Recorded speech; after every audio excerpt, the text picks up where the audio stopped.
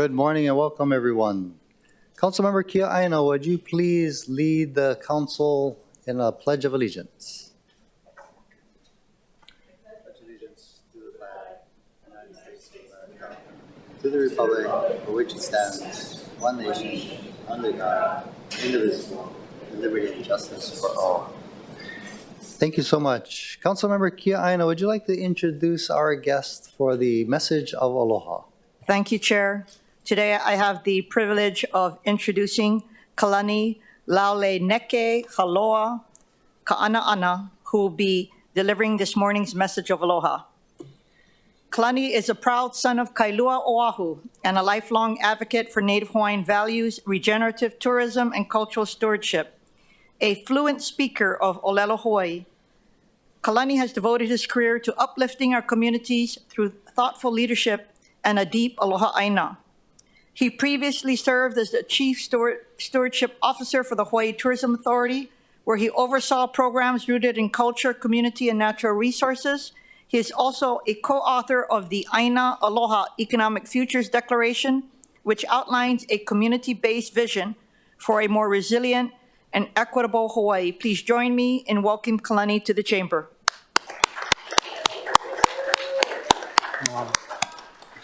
Kavelina nui o ke aloha ia o kou pakahia pau. It's an incredible honor to be with all of you this morning, to the esteemed members of the Honolulu City Council, staff, and fellow community leaders. Aloha nui kākou. I thought it fitting to open this morning with a chant that I composed in 2008 for my home in Kailua. And what I'd invite each of us to do is to think about a place that recharges your battery, somewhere where you go that does that for you. I'll share a little bit in the chant about the places that do that for me in our hometown of Kailua. Mō kua ela ka pavo ke ao, I ka makalai ihi o Kailua, au a kula o la ala I ka ehu kai, kani ka pahu ka pua kua li I ka pua ke ai mololani e. O lali mai nā ai kai li kai, I ke kai vili au a kana loi. Ku pāpū mai lau a hiki, noho ke aka I ka wainui, e I lau hoi ka hoi koa, o ka hoi o ka hia ke aloha. Ua I ke.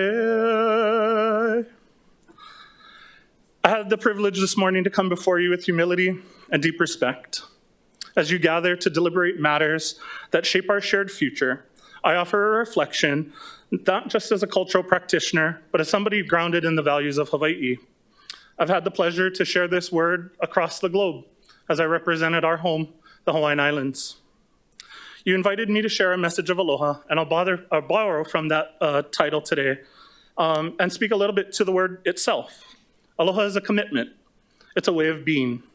And in a world that feels increasingly dark, tumultuous, and rapidly changing, aloha remains the most powerful force we have to create lasting, meaningful change, to bring life for our hopes in Hawaii.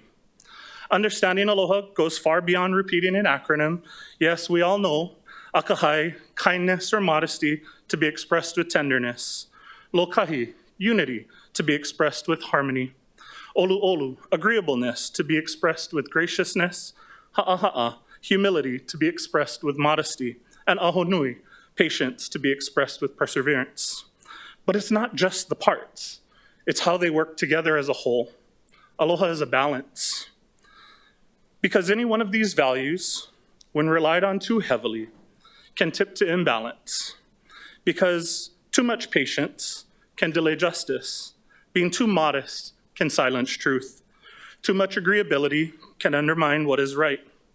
This is, I believe, what Queen Liliuokalani mentioned when she described the razor's edge, the width of a blade of pili grass. The path of aloha is narrow. It demands thoughtfulness, balance, intention. Aloha aku, aloha mai. Malama aku, malama mai. To give aloha, to receive aloha, to care and to be cared for. This is our chief kuleana, our burden and our joy. How do we care for one another? How do we make decisions together? And with you, our elected council members, we place our trust. I stand here to give voice and heart to those who have sent you. You carry their hopes, their light, and it's a sacred calling. Aloha is not passive. It requires courage, clarity, and compassion in action. So today I invite all of us to listen deeply with empathy, collaborate, across differences, even when it's hard. Lead with humility and conviction, and let aloha not just be heard, but more importantly felt in every policy, every interaction, and every decision. Let aloha be more than a word. May our hearts beat, one human family on one island earth. Mahalo nui kākou, aloha.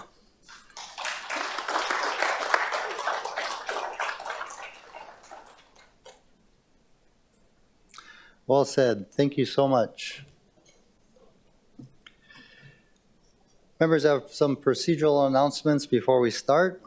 Although remote oral testimony is being permitted, this is a regular meeting and not a remote meeting by interactive conference technology under HRS Section 92-3.7. Therefore, the meeting will continue notwithstanding loss of audiovisual communication with remote testifiers or loss of the public broadcast of the meeting. Members of the public will be allowed to provide oral testimony on all items on the agenda, either in person in the council chamber or remotely. As both English and Hawaiian are official languages of the state of Hawaii, pursuant to Article 15, Section 4 of the Hawaii State Constitution, and Section 1-13 of the Hawaii Revised Statutes, members of the public may testify in either language. For oral testimonies offered in Olelo, Hawaii, additional time may be necessary, will be allowed for the testifier to provide an English translation for the testimony. Before testifying, each person shall state their full name and the agenda item they are testifying on. Each speaker may not have anyone else read their statement and is limited to a 3-minute presentation on public hearing and new business items and a 1-minute presentation on all other items. Registered in-person testifiers will be called first. When your name is called, please proceed to the podium and begin by stating your name and the item you'll be speaking on. When I call for anyone who has not registered to speak in person, please line up to the right of the podium, and when it is your turn, proceed to the podium. Begin by stating your name and the item you'll be speaking on. All persons who have registered to testify remotely by video conference or phone will then be called. When your name is called, please monitor your screen and activate your audio feed when prompted. When I call for anyone else standing by remotely, please utilize the Zoom raise hand button to indicate your desire to speak. For those joining us by telephone only, please press *9 to indicate your desire to speak. The following are some friendly reminders and tips. Video conference from a quiet location if possible. If you are also watching the proceeding on Olelo, please mute your television when you are called to testify. When the timer on the screen reaches 0, please conclude your remarks promptly.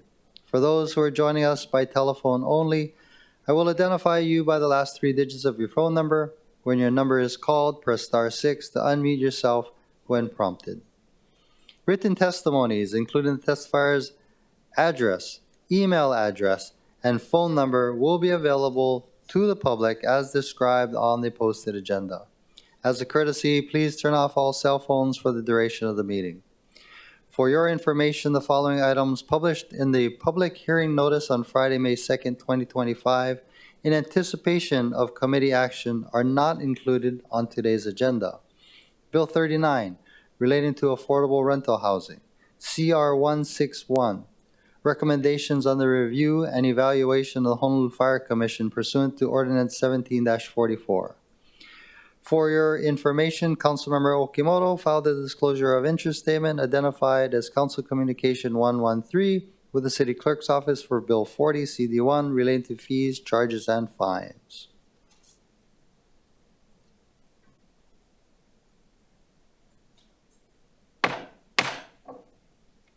I'd like to call the meeting to order. Roll call, Mr. Clerk. Councilmember Cordero? Here. Councilmember Dos Santos Tam? Here. Councilmember Kiaina? Here. Councilmember Nishimoto? Here. Councilmember Okimoto? Present. Councilmember Talba? Here. Councilmember Tupola? AO. Councilmember Wire? Here. Chair Waters? Here. Mr. Chair, 9 members are present. Thank you, members. Before we start, I'd like to take a moment to acknowledge former council member John Henry Felix, who passed away earlier this month. John Henry served as a Honolulu City Council member representing East Honolulu, Waimanalo, and parts of Kailua from 1987 to 2001.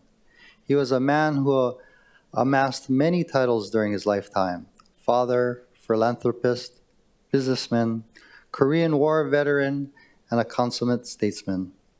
We saw him most recently serving on the HART Board of Directors. There's so much we can say about John Henry Felix. Most of all, we simply say mahalo for your many years of service. Rest in peace, and aloha oe. Let's take a moment of silence to honor and remember former council member John Henry Felix.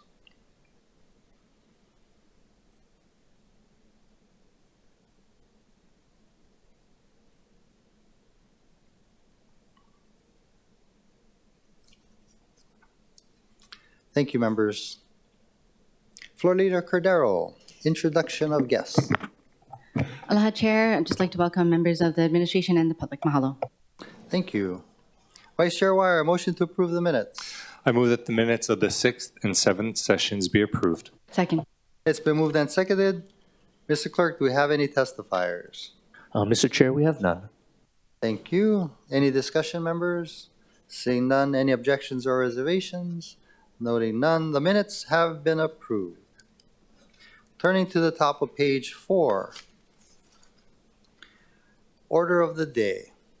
From the Committee on International Legal Affairs, Councilmember Nishimoto. I move that Committee Report 168 and Resolution 25-104 be adopted. Second. It's been moved and seconded. Councilmember Nishimoto for the explanation. Confirming the appointment of Ken Fukunaga to serve on the Ethics Commission of the City and County of Honolulu. Thank you so much. I see Mr. Fukunaga here. Would you like to say a few words? I just want to thank the council. This is my third appearance here, and see you work very hard at what you do. So I'm glad I'm not a council member. Thank you. Thank you. Members, any questions for the nominee? Seeing none, I do note that he did spend time with me, and I was very impressed with our conversation. Thank you. Mr. Clerk, do we have any testifiers? Mr. Chair, we have none. Thank you. Members, we're in discussion. Seeing none, any objections or reservations? Noting no objections or reservations, CR 168 and Resolution 25-104 have been adopted. Congratulations and thank you, Mr. Fukunaga. From the Committee on Public Safety and Customer Services, Councilmember Okimoto. Thank you, Chair. I move that Committee Report CR 182 and Resolution 25-102 CD1 as amended be adopted. Second. It's been moved and seconded. Councilmember Okimoto for the explanation. Confirming the appointment of Crystal Van Bellen to serve on the Citizens Advisory Commission on Emergency Management of the City and County of Honolulu.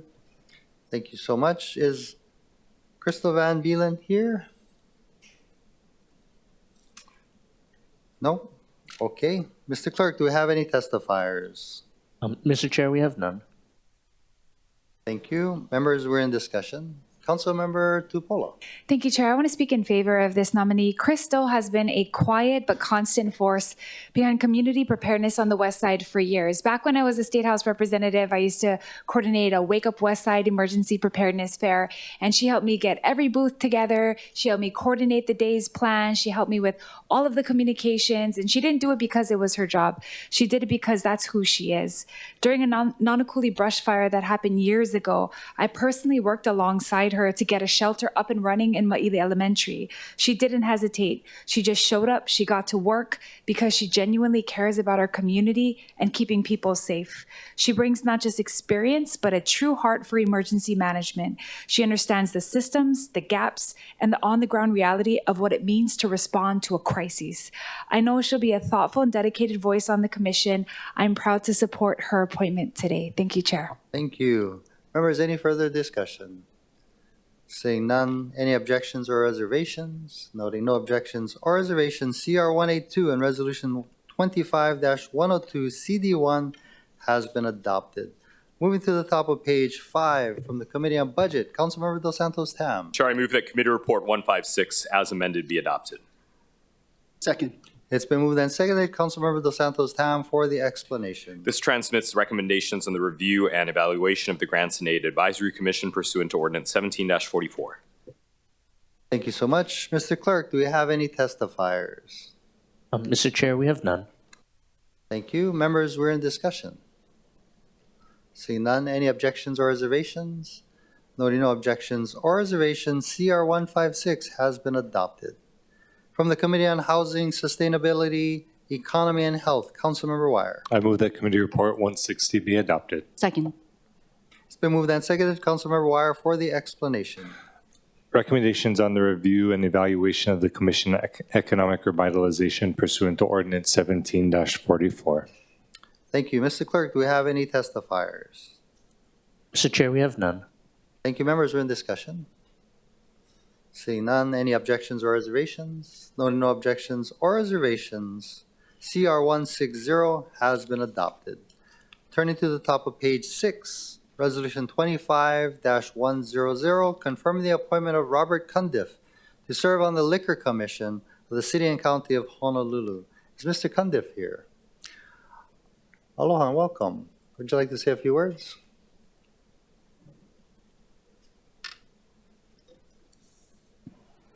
Good morning. Morning. Chair Waters, distinguished council members, thank you for this opportunity to come before you this morning. It's an honor to be appointed to this position and a privilege to represent the administration and this council to the community. I welcome the opportunity to meet with council members as your time permits, and I look forward to serving this community in this capacity. Thank you for this opportunity and your support. Thank you so much. Members, any questions for the appointee? Seeing none, thank you, sir. Thank you. Appreciate you being here today. Mr. Clerk, do we have any testifiers? Mr. Chair, we have none. Thank you. Members are in discussion. Seeing none, Resolution 25-100 has been referred to the Committee on Budget. Resolution 25-101, confirming the appointment of Landon Kaneshiro to serve on the Police Commission of the City and County of Honolulu. Is Mr. Kaneshiro here? Aloha, welcome. Would you like to say a few words?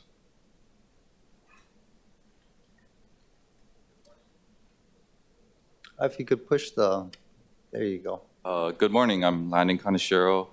I'm being appointed to the Police Commission, and I don't really have much to say other than I'm open to any discussion or questions here or offline in private meetings, but I look forward to serving on this commission. I know it's a very important commission, and I don't take this position lightly at all. So yeah, look forward to continuing the conversation and looking forward to serving. Thank you so much. Members, any questions for the nominee? Seeing none, thank you, sir.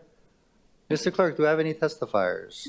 Yes, Mr. Chair, we have two persons in the chamber registered to testify. Thank you. Shelby Billionaire. Aloha, welcome. Aloha, mai kako, Honolulu City Council members. Good to see you all again. Very happy to see you all. I do have a scenario and a question for the new police commissioner, because just what happened after leaving last month's council, Ms. Nani Peterson, as you can know, was assaulted by the police officers. We went to the commission board to complain, and they're trying to work things out. However, when I'm with Kurt Vivella on Monday at the Capitol talking about chauvinism and racism, one of my friends, Kale Akana, classmate to our council member Andrew Topola and Department of Lambert, Mike Lambert, gets assaulted in Ever Beach, Howell Bush, 7:06 in the morning in her Mercedes-Benz, which doesn't belong to her. It belongs to Mr. Joseph Akana, sitting right next to her. As a result of this altercation, there is no warrant. They invade the Mercedes-Benz, 5 cops, 1 female. She gets 2 black eyes, tased 4 times, because there's 8 tongs, 2 per tong. She cannot walk. She's temporarily disabled. So as the Honolulu Police Commission, they just filed a police complaint board. We might be filing a civil lawsuit. What would you do, Mr. Landon Kaneshiro, as the police commissioner board? That's my question. Thank you so much. Members, do you have any questions for the testifier? Seeing none, thank you. Next, we have Joseph Akana. Good morning, Mr. Akana. Aloha. Good morning. Good morning, Council. all of you. Thank you for taking the time to hear me this morning. Hello, Esther. How are you doing? My brother said to tell you hi. They went to school together as well. So I'm just going to read what I've already posted this into social media. And I would also like to know the status of what the police commission will be doing. I've heard from several of them as to what they will do and how they are separate from the police department, which is good. But I also need to know how we're going to proceed going forward. So I'm just going to read what I had. And again, if you have any questions, please proceed. Thank you. I said, I have been a longtime supporter of the Blue, and I know there are many outstanding police officers that serve their communities in amazing ways. But I also know there are some that take actions and activities to extremes. On Monday, 5/5/2025, I personally witnessed and experienced just such actions to my family member. They forcibly entered our vehicle despite being told not to. They repeatedly punched her in the face, the head, shoulders. She was tased 4 times, batoned multiple times on her legs, and punched in the face, head, and body multiple times. She is having concussion-like symptoms, is having serious issues walking and standing, and the emotional stress and trauma is debilitating. She is in a wheelchair now because of her inability to stand and walk. After all of that, she was charged with assaulting a police officer in the 1st degree after they forcibly entered her vehicle. My comment would be, did she assault him with her face, on her hand? Is that how that happened? I'm sorry, I'm being facetious there, but the gravity of it is amazing to me. How can she have assaulted a police officer when there were 3 of them that had entered her vehicle? Sounds more like self-defense to me. Imagine that. From my perspective, this was attempted murder, assault, and battery, and possibly even targeting of a lone woman working in her parked car. When questioned at the parking lot in Queens West Emergency Room, the police officer arrogantly admitted to punching her in the face and said, "Yeah, I wouldn't punch her in the face. Why? What you gonna do about it?" When I got asked again, he reconfirmed it. When asked a 3rd time, he again stated it. This time in front of multiple witnesses. Today, every time she sees a police officer or a blue light, she flinches and starts shaking. They are supposed to serve and protect, not harm and inflict. And yet here we are. And all because she identified herself as a repatriated Hawaiian national under U.S. federal codes that was not subject to their jurisdictional authority and was connected with her culture and her ancestors in an area that is ancestrally linked to. Honolulu Beach Park was her grandpa's land, and he had a farm there known as Taylor Farms. When he passed, his ashes were scattered there shortly after the state took over the land. This week was his birth week, and Friday was his birthday. What is really scary about this is that there have been multiple incidents just like this that have occurred in Honolulu against the homeless population living in the area by the same group of police officers, some involving kupuna men and kupuna women. Again, serve and protect or harm and inflict. Something for the public to decide. Is this what we need in our police officers, or do we need to reform the Blue? How can we respect them if they don't respect other people? Conduct attempted murder and assault and batter people. 5 officers versus 1 woman. No weapons other than a cigarette and a cell phone. And yet, here we are. So my support for the Blue? No, I don't think so. But Mr. Commissioner, sir, I would like to ask you, is this the type of actions or activities that you would condone?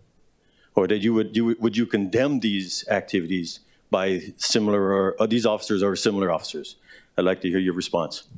Thank you, sirs. Thank you so much. Members, any questions for Mr. Akana? Councilmember Tupolo? No? Thank you for your testimony. We're going to refer this to the Committee on Public Safety, at which time... Chair, can I say something? Yes. Sorry, I thought you were going to testify. I just first off wanted to say... I was in the middle of my comments, but... Sorry. Go ahead. No, go ahead. No, go ahead. I just want to say I'm so sorry for what happened. I didn't know any of these specifics, but I'm glad that you stated that you're aware that it's not all officers that do things like that. And I'm so sorry for for what you went through. Thank you, Chair. Thank you.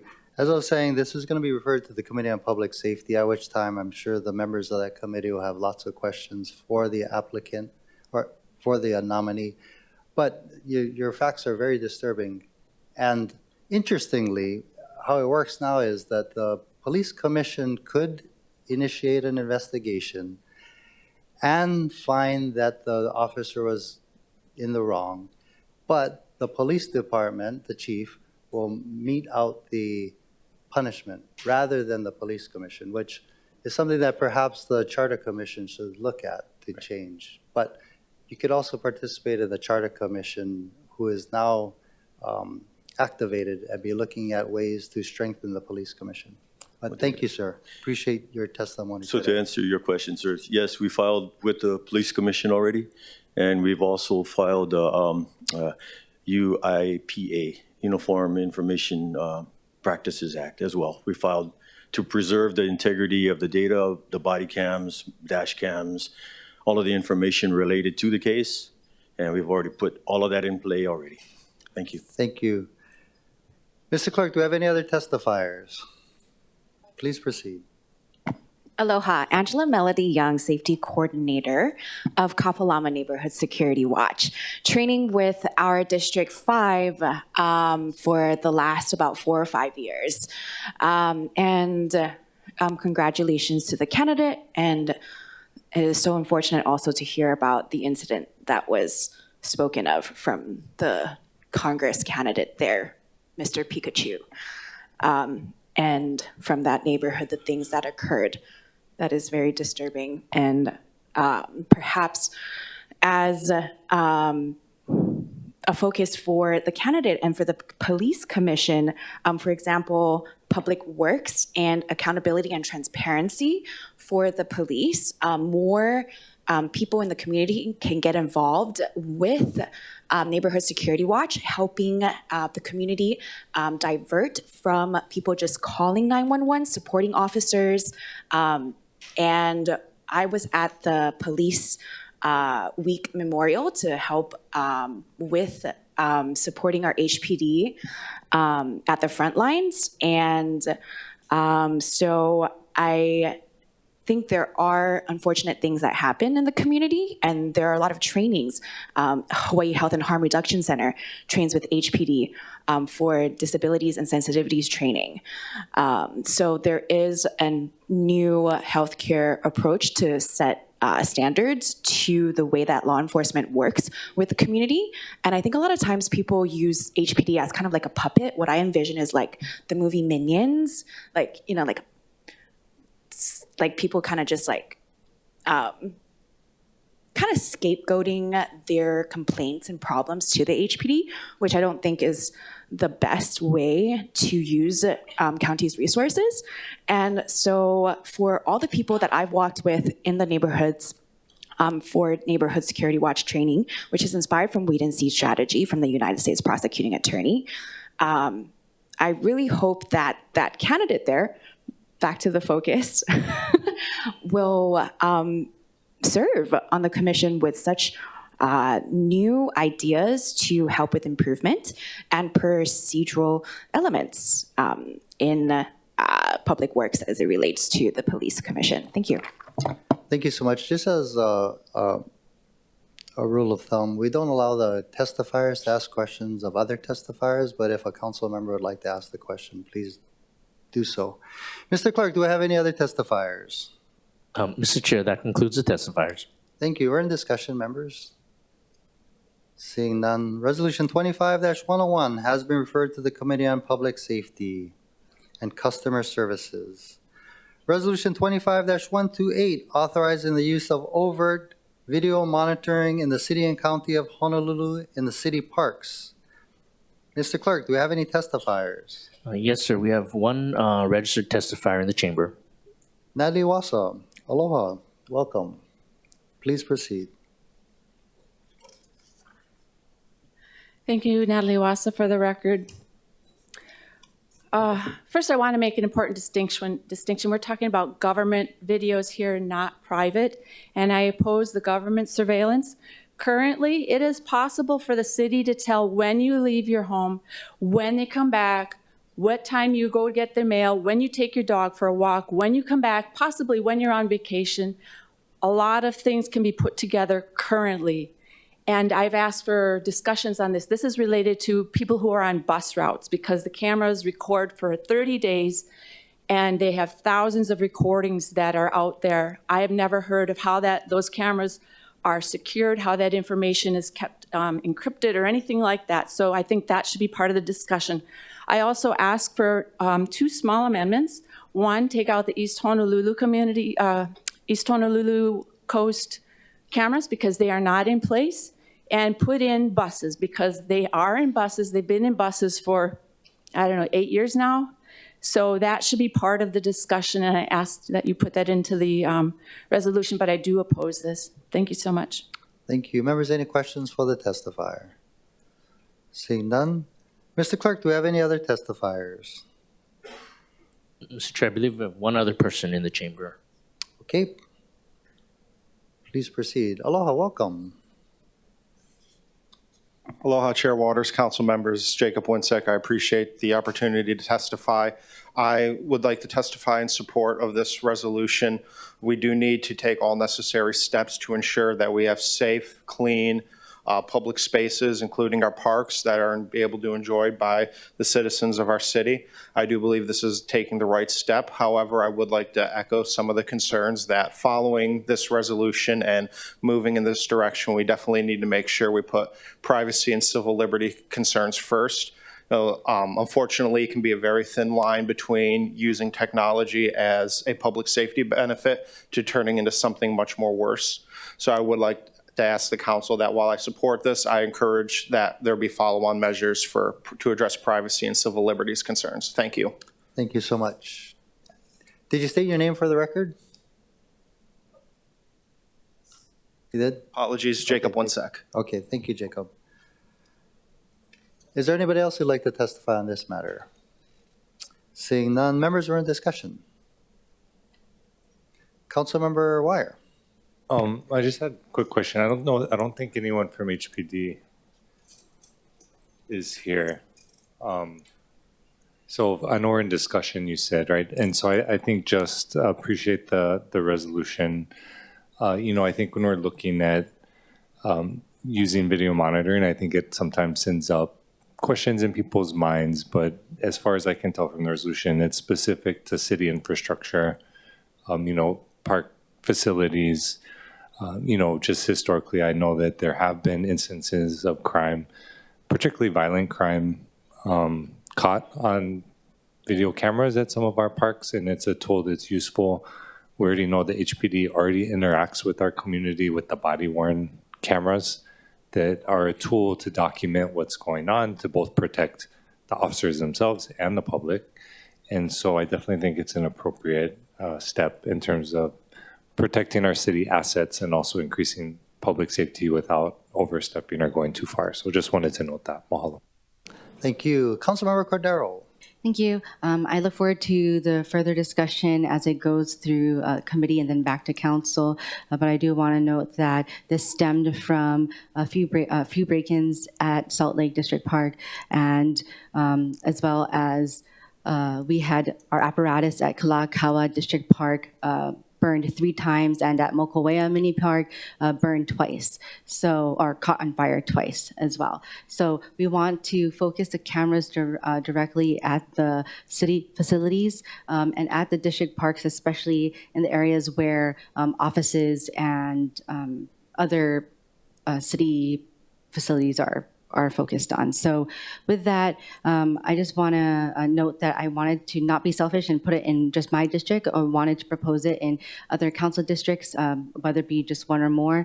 And if it doesn't work out, that's why we wanted to pilot it and see our capacity, and if it inspires any safety actions as well. Mahalo. Thank you. Any further discussion? See, now I just want to add to that in our city parks, there's rampant vandalism, graffiti, and the recent arson that you talked about. But in Councilmember Wires District. The surfboard rack in Waikiki was burned down twice, and perhaps video monitoring could have either prevented it or catch the people who are doing these things. So thank you. Seeing no further discussion, Resolution 25-128 has been referred to the Committee on Public Safety and Customer Services. First reading items, members, page 7, Vice Chair Wire. Thank you, Chair. I move that the first reading items listed on pages 7 and 8 of the agenda pass first reading. Second. It's been moved and seconded. Vice Chair Wire for the explanation. Bill 41 relating to permit fees, Bill 42 relating to taxi cabs, Bill 43 relating to transient accommodations tax, Bill 44 relating to affordable rental housing. Thank you. Mr. Clerk, I believe I have a few registered testifiers, starting with Natalie Wasa. Why don't you go ahead and name the bill that you're going to testify on, and then please proceed. You could do all of your bills at one time. Certainly, thank you. Natalie Wasa for the record.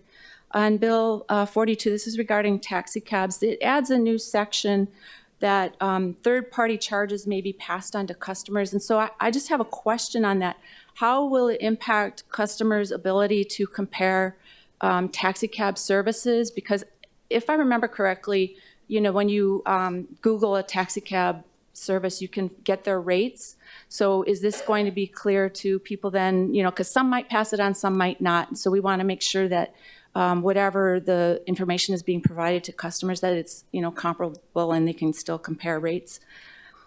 With respect to Bill 43, I absolutely oppose this. So this is the transient accommodations tax for the county. It would take money from parks. There was an article in the paper which was absolutely wrong with respect to the rail impact. There's no rail impact. It would take money from parks and put it to the sewer fund. I oppose that.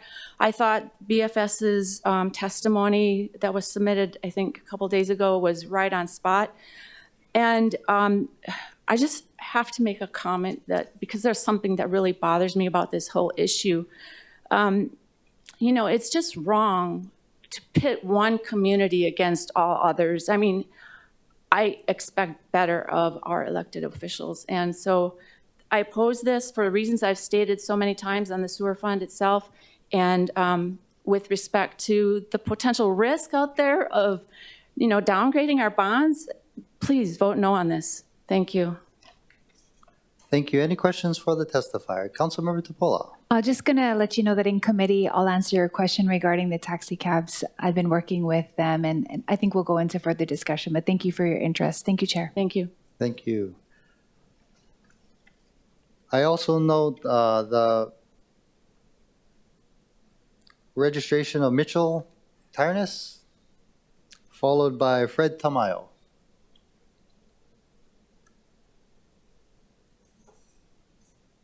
Hello and welcome. Aloha. On somebody's glasses. Lost headphone.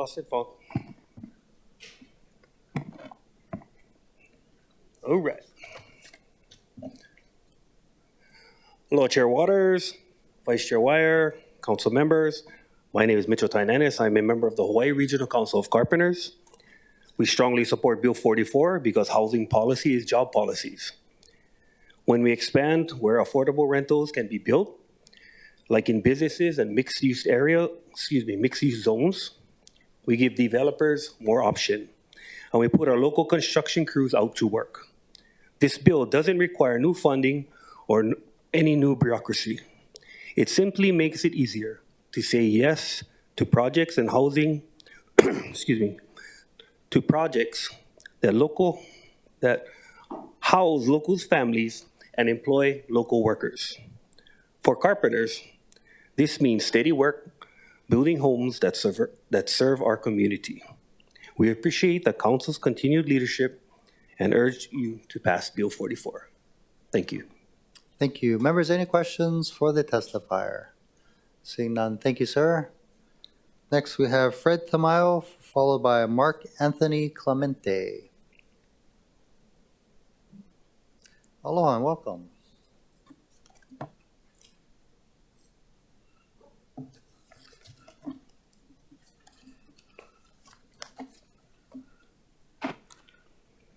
Aloha Chair Waters, Vice Chair Wire, and council members.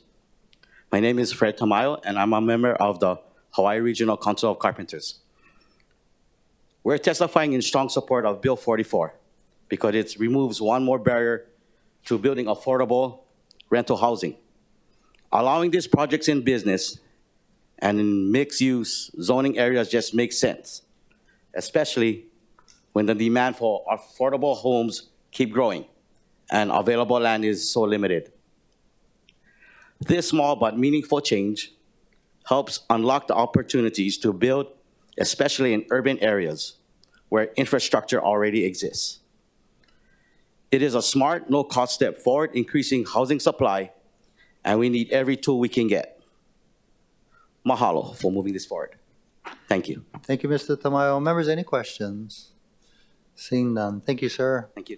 Next, we have Mark Anthony Clemente, followed by Deborah King. Hello, Chair, Vice Chair Wire, council members, Mark Anthony Clemente on behalf of the Hawaii Regional Council of Carpenters. Like my colleagues just said, this is a great bill and we support it. It's about making our land work smarter by clearly allowing affordable rental housing in business and mixed-use zones. We open the door for more infill projects close to transit, jobs, and services. These are the kinds of communities we should be encouraging: compact, walkable, and efficient. With so many challenges to building housing in Hawaii, we should be clearing the way and not creating confusion. And this bill, Bill 44, sends the right message to home builders and housing advocates.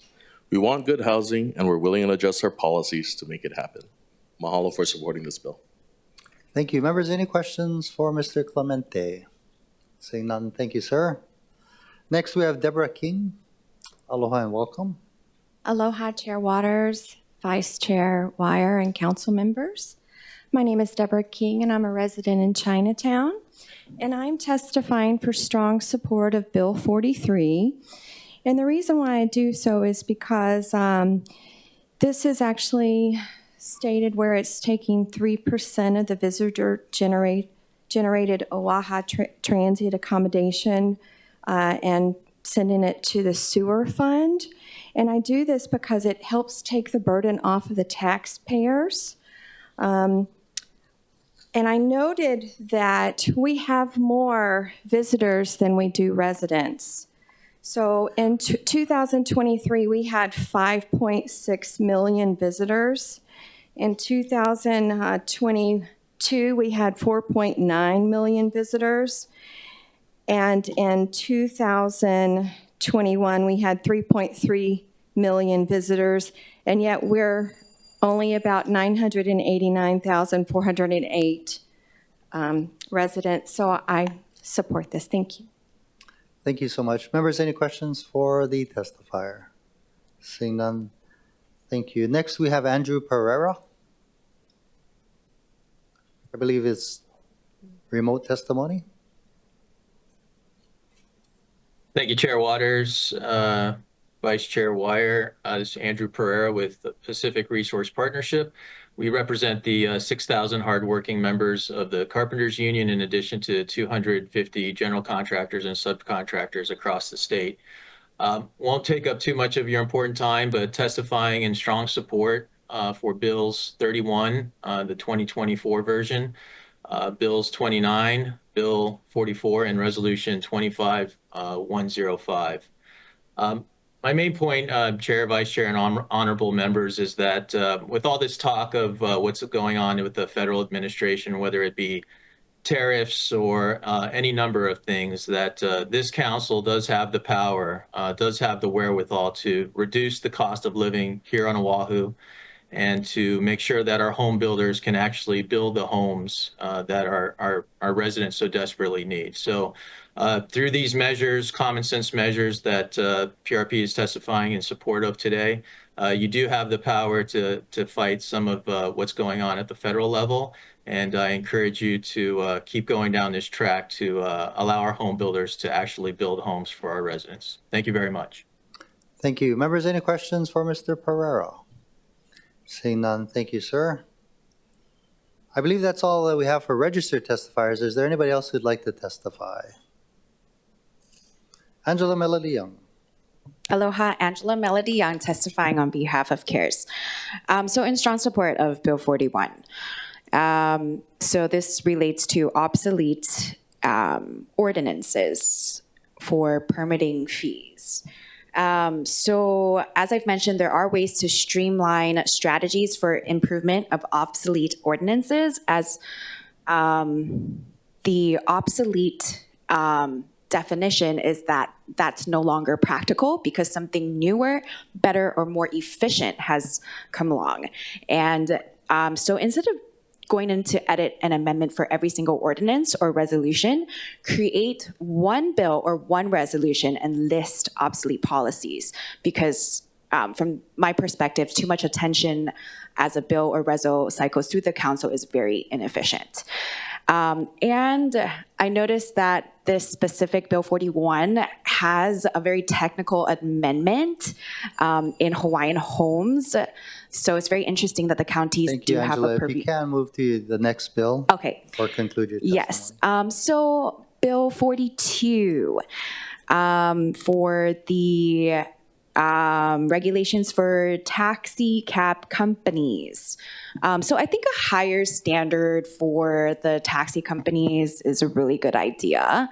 And it'd be interesting, though, to also legislate driving behavior into such an ordinance, because we have taxi drivers that terrorize people in our community, in our neighborhood. So moving on to Bill 43, so transient accommodations taxes. So 3% on rentals, where does the tax go? So for public services and public works within the county's provisions, specifically for the transit fund, sewer fund, and a special account and general fund for public facilities, natural resources management, beaches and parks restorations, operation, and maintenance. So as I read Bill 43, I think, as I perceive it to be, the funds are allocated to the major projects in the county's public works, which should be the most prioritized, right? So from very urgent to least urgent. And so, for example, HART Transit Services, Sewer Fund. This is to help the public with anticipated construction and build-outs. And then also the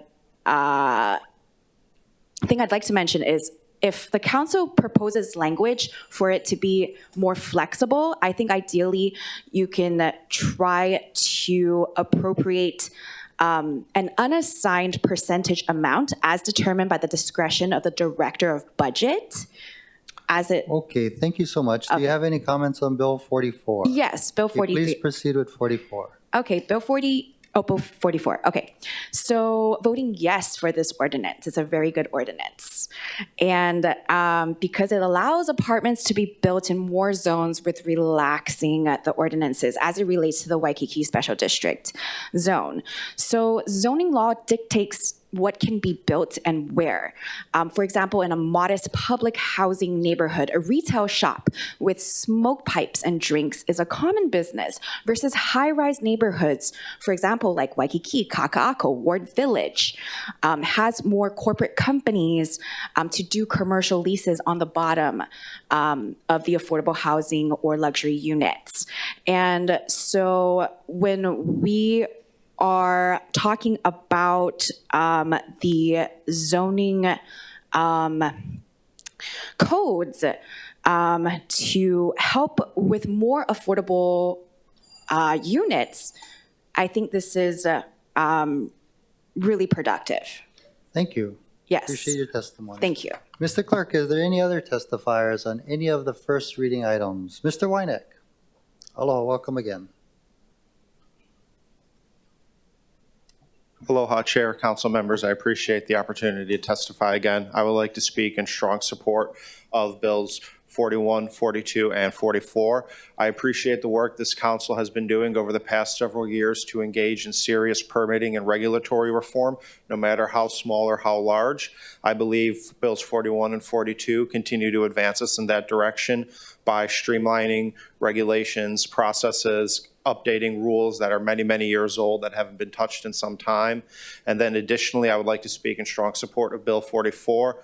I really support affordable housing. I am a resident of Waikiki, and I believe this bill would allow us to have a positive, transformative outcome for Waikiki that would help middle and working class families struggling to stay in Honolulu, be able to have them afford to live here, because housing is one of our key cost drivers. In the 2020 census, there was just over 1 million residents in Honolulu. Now the latest census estimates we're at 989,000. We've lost almost 40,000 people in the last 5 years. We don't need to lose any more. Mahalo. Thank you so much. Is there anybody else who'd like to testify on first reading items?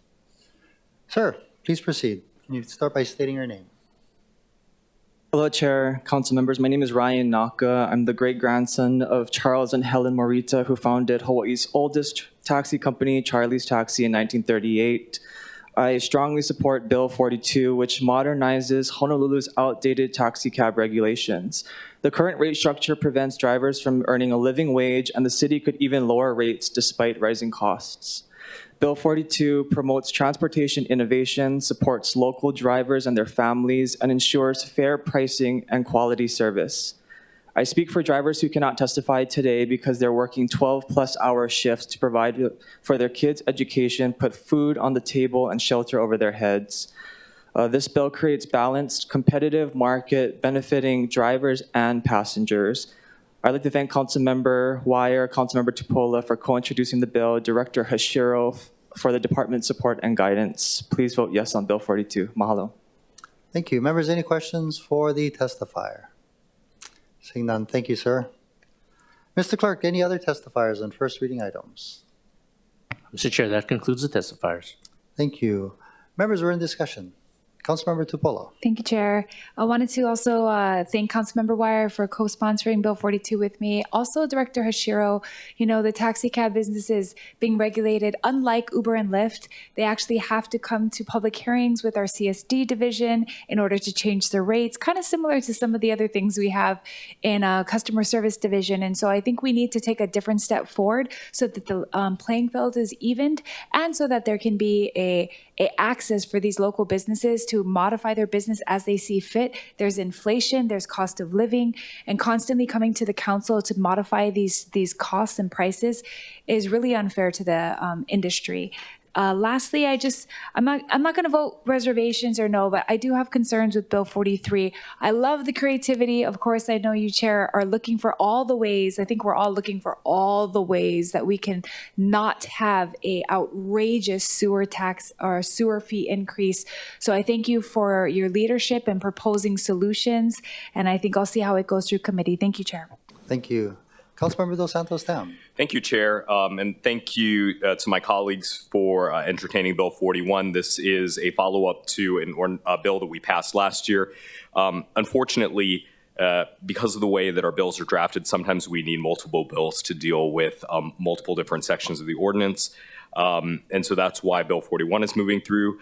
Throughout this agenda, there's a couple of other cleanup things, but hopefully through the end of this process, we'll have a much more streamlined and clearer ROH that gives us and the public a little bit more clarity. As for Bill 44, I want to appreciate my co-introducer as well as all of the council members for pushing forward on housing. There's a couple of other housing measures on the agenda that are really important. And as we move Bill 44 forward, I just want to telegraph that this is an opportunity to revisit the Bill 7 program, which we've seen hundreds, if not over 1,000 units being built. And I hope that this can be a vehicle for further changes to improve the program, as well as to deal with issues that community members have brought up. But again, the whole purpose of this is to really make it crystal clear that we as the council are pushing forward on housing policy. We are a pro-housing council, and we are going to tackle this big issue that our island faces. So thank you. Thank you. Any further discussion, members? Councilmember Wire, followed by Councilmember Nishimoto. Thank you, Chair. And similarly, I wanted to model Councilmember Tupola for all her work on the issues underlying Bill 42 as well. And ultimately, it's about parity and just ensuring that, why would our laws favor out-of-state big corporations over local companies? And so I think having that parity is important. Similarly, appreciate Councilmember Dos Santos Tam's work in the housing arena, and with Bill 44, really it's about making more walkable, sustainable communities, these mixed-use communities that I think really highlight where we can go as a community. And then, of course, Bill 43, I know we've talked about the different thoughts and concerns, and so look forward to the conversation. Of course, understand the concerns of BFS, and I think all of us are, at least, for myself, want to ensure that we're protecting that bond rating, but I appreciate the innovation and the discussion around trying to lessen the burden on our residents, and so I think it'll be a good conversation. So mahalo. Thank you. Councilmember Nishimoto. Thank you. Please note my reservations on Bill 44. Any further discussion? Councilmember Cordero. Thank you, Chair. I do have a question for the Department of Planning and Permitting. If they are present, I do have a question relating to Bill 44 as it relates to mixed-use business or business mixed-use zoning districts. And I just wanted to know the difference and implications that it may have on Business 1 and Business 2 districts, or zones, I should say, because I have quite a lot of BMX, B1, B2, B3, all of them. So, sorry, so the question is implications on B1 and B2 or other. Aloha, welcome. Thank you. Oh, sorry, and special districts. Sorry, special business districts too. Sorry, Liz. Sorry, sorry, Mr. Cooper. Never mind. Thank you, Chair Waters and council members. Good morning. I'm Elizabeth Krieger with the Land Use Permits Division at the Department of Planning and Permitting. So Bill 44 is amending Chapter 32 to add the B1 and B2 districts to that housing program. And one thing to be aware of is that it currently is already allowed in the BMX3 district and in the apartment mixed-use districts. So the big change would be allowing it in the B1 and B2. Under Bill 64, we also added provisions to allow housing in the B1 and B2 districts. However, it did not modify the height or other development standards. So I do think that there should be a discussion relating to impacts to areas where B1, the height limit is 40. Under Chapter 32, it can be 60. And then I think it's also important that we continue to discuss the impacts to the special districts because Chapter 32 overrides the special districts. So what that means is areas where the special districts have B1, you may suddenly allow a 60-foot tall apartment structure without any commercial. So under Bill 64, we did require a certain amount of commercial uses within the apartments that would be allowed or within the residential uses that would be allowed. And I think that those are all things that could be discussed moving forward. Oh, perfect. Thank you very much. And I guess we could look forward to even more different policies to address all those different intricacies. Thank you for your response. Mahalo, Chair. Thank you. Councilmember Okimoto, followed by Councilmember Wire. Thank you, Chair. Just please also note my reservations for Bills 43 and 44. Thank you. Councilmember Wire. Thank you. And I was just going to ask DPP questions as well since we had them, and thank Councilmember Cordero brought up some good questions. And so I just wanted to make sure, so when we're talking about B1, B2, my understanding is that's like more community business zoning. Is that your understanding, or is there a more precise definition?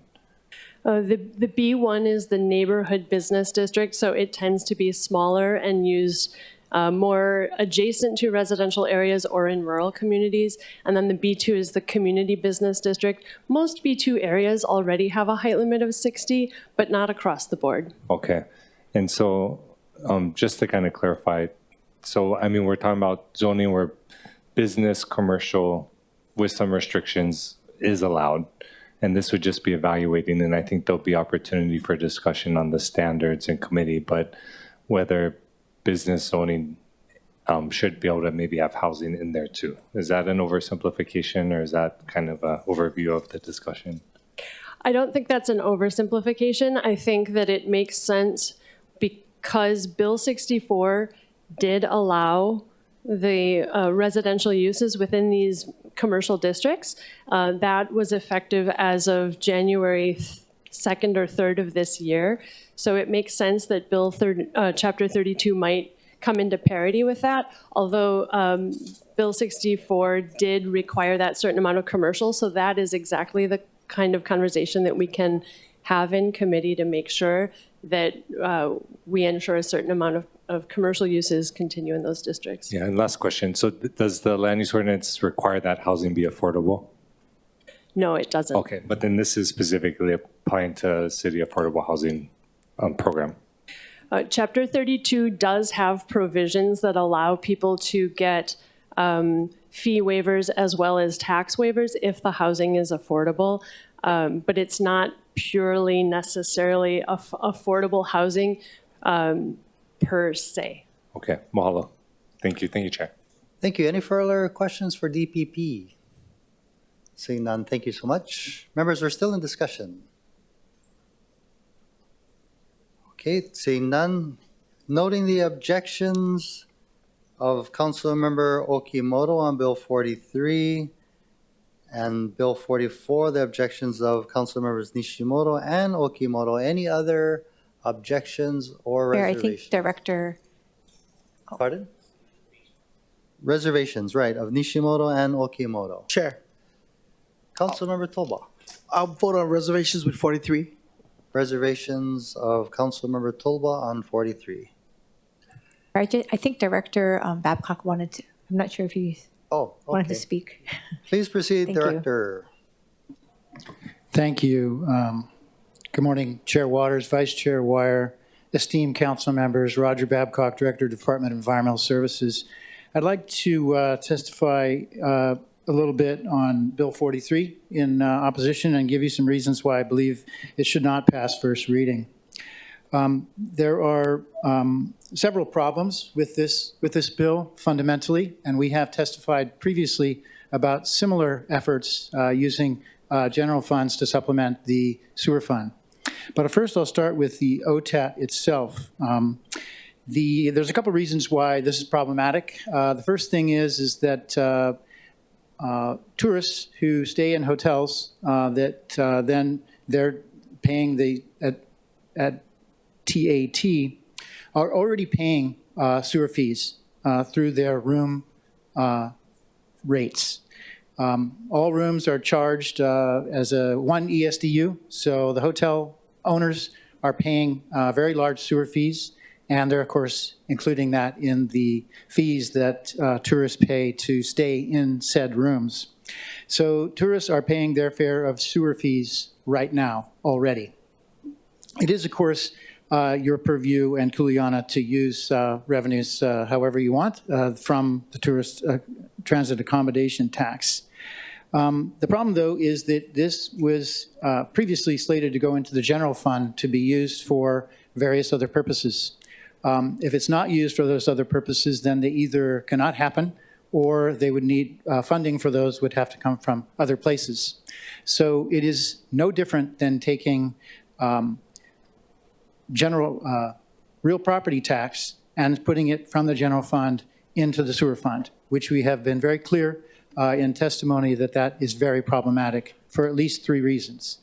At the April 29th Budget Committee meeting, we did have our bond counsel, our lawyer, submit testimony, which said that essentially using other funds than sewer fees in the sewer fund is akin to a breach of contract with the bondholders. We do have $2.5 billion of outstanding bond debt. Essentially breach of contract would mean that theoretically all bondholders could demand immediate repayment of all outstanding debt. The city doesn't have that money, of course. It is unclear whether that would happen. The other 2 reasons have to do with the bond rating. Anything that veers away from it being self-funded will impact bond ratings and therefore the cost of debt that we pay. And we gave some numbers previously about how many hundreds of millions of dollars that would amount to over the 30 years of our bonds, new bonds, and going forward. The other challenge is the amount of money that is theoretically needed to come out of OTAT to do the supplement into the sewer fund. So a revised sewer rate schedule associated with this effort hasn't been formally presented, but it was presented in the Civil Beat article, which said that it would be 8.75% in year 1 and year 2, 7.5% in year 3, and then 5.5% each year in the years 4 through 10. That adds up to an 87.75% total increase over the 10 years, as opposed to the roughly 115% that is needed for revenue requirements to run the program as we have outlined, and that hasn't been challenged. The difference between those two numbers is $1.015 billion. So that's how much money would have to come out of OTAT in order to make up that proposed deficit. Now, that number could be changed. It has been stated that the 50% is roughly $49 million a year. Over the 10 years, that's $490 million. So you see there's a delta there that would have to be, it would essentially potentially consume all of OTAT in order to do this supplement. And of course, the supplement is very problematic as well. I'm happy to answer any questions about this or sewer fees. Thank you. Great, thank you. Can you tell us what efforts you have made or your department to lower the amount of money that ratepayers are going to have to pay? As you mentioned, the current proposal will raise fees up to 115%. Have you made any effort to lower it? I know you want to put it to the back end, raise the rates on the back end, but that doesn't lower the rates. What efforts? I know Councilmember Tupola talked about talking to the EPA. I believe at this point that has not occurred. I asked you many times if you talked to the legislature for help. As far as I know, that has not occurred. So can you tell us and the public any efforts that you've made to try to lower the fees? Because I believe that 100% increase is going to be devastating to local families. Yeah, thank you for the question. So the program is very efficiently run. We have operation and maintenance costs, which we basically hold steady except for at current rates, except for inflation to account for increases in wages and everything else that inflates. All operating costs inflate over time. The other component is our capital program and our debt service. So first I'll mention debt service. So we don't have any control over that. We have issued a lot of debt already over the past 20 or 30 years. And so we do have very large outstanding obligations, and that's about 50% of the annual operating costs. And then, of course, there's our capital program. And the capital program, as you know, is a bunch of essential projects to upgrade, maintain, and build new things that are required either to keep the system functioning, avoid spills, adversely impacting public health, as well as to comply with a bunch of restrictions, either prior, for example, the upgrade of Sand Island wastewater treatment plant to secondary treatment as part of a court settlement, as well as a bunch of new regulations that dictate a lot of projects that we have to do. So in terms of lowering our expenses, there really isn't much we can do. We have looked at all projects and prioritized and moved as many things out as possible. Mostly those are delays because we really don't do any projects that aren't absolutely necessary. We don't just do any projects for fun that we don't need to do. In terms of seeking other sources of funding from outside, we've mentioned before that we do get federal funds. It's called state revolving funds that are from the EPA. We do have, and we have done evaluations of other possible federal funds, and we have applied for and received some earmark funds, but they are fairly insignificant. And we have not found that there are significant external funds that could make any significant difference in the sewer fees that we charge now and the increases that are needed over the years, over the 10-year period of the rate study. What about vacancy savings? Can you take the vacancy savings that you would obviously have a lot of vacancies in the department and use that to take care of the projects, and using cash instead of bonds, right? Rather than doing a loan. And then the interest that you save on doing cash instead of a loan, that can then be turned over and used for projects as well. I mean, I'm concerned that you haven't thought about or are considering any of those things rather than just putting it on the backs of ratepayers. Yeah, no, thanks for the question. We've definitely considered cash versus loan. You're correct that we do primarily fund capital improvement projects with loan funds, and that is the correct way to fund capital improvement projects. Capital improvement projects that have a life of 10 years or more, and in our case, 30 or 40 or 50 years, are correctly funded using CIP, using debt, because the project, the asset has a very long life, and it should be paid for fairly by people over that time period, as opposed to the people today footing the cost for everything that will have a very long life that people will be benefiting for a long time. With respect to the cash, we do have cash. All the fees that come in go into the sewer fund, which is a cash fund. And the 10-year plan that we have presented shows how we draw down the cash over the years of the 10-year package, so that at the end of the 10 years, the amount of cash remaining is only essentially exactly what's needed to cover our bond financial obligations with respect to ratios. Currently, it's a little bit bigger than that, but because we have some cash now, we don't have to raise rates as high as we would have to if we didn't have such cash. So we don't just hold cash.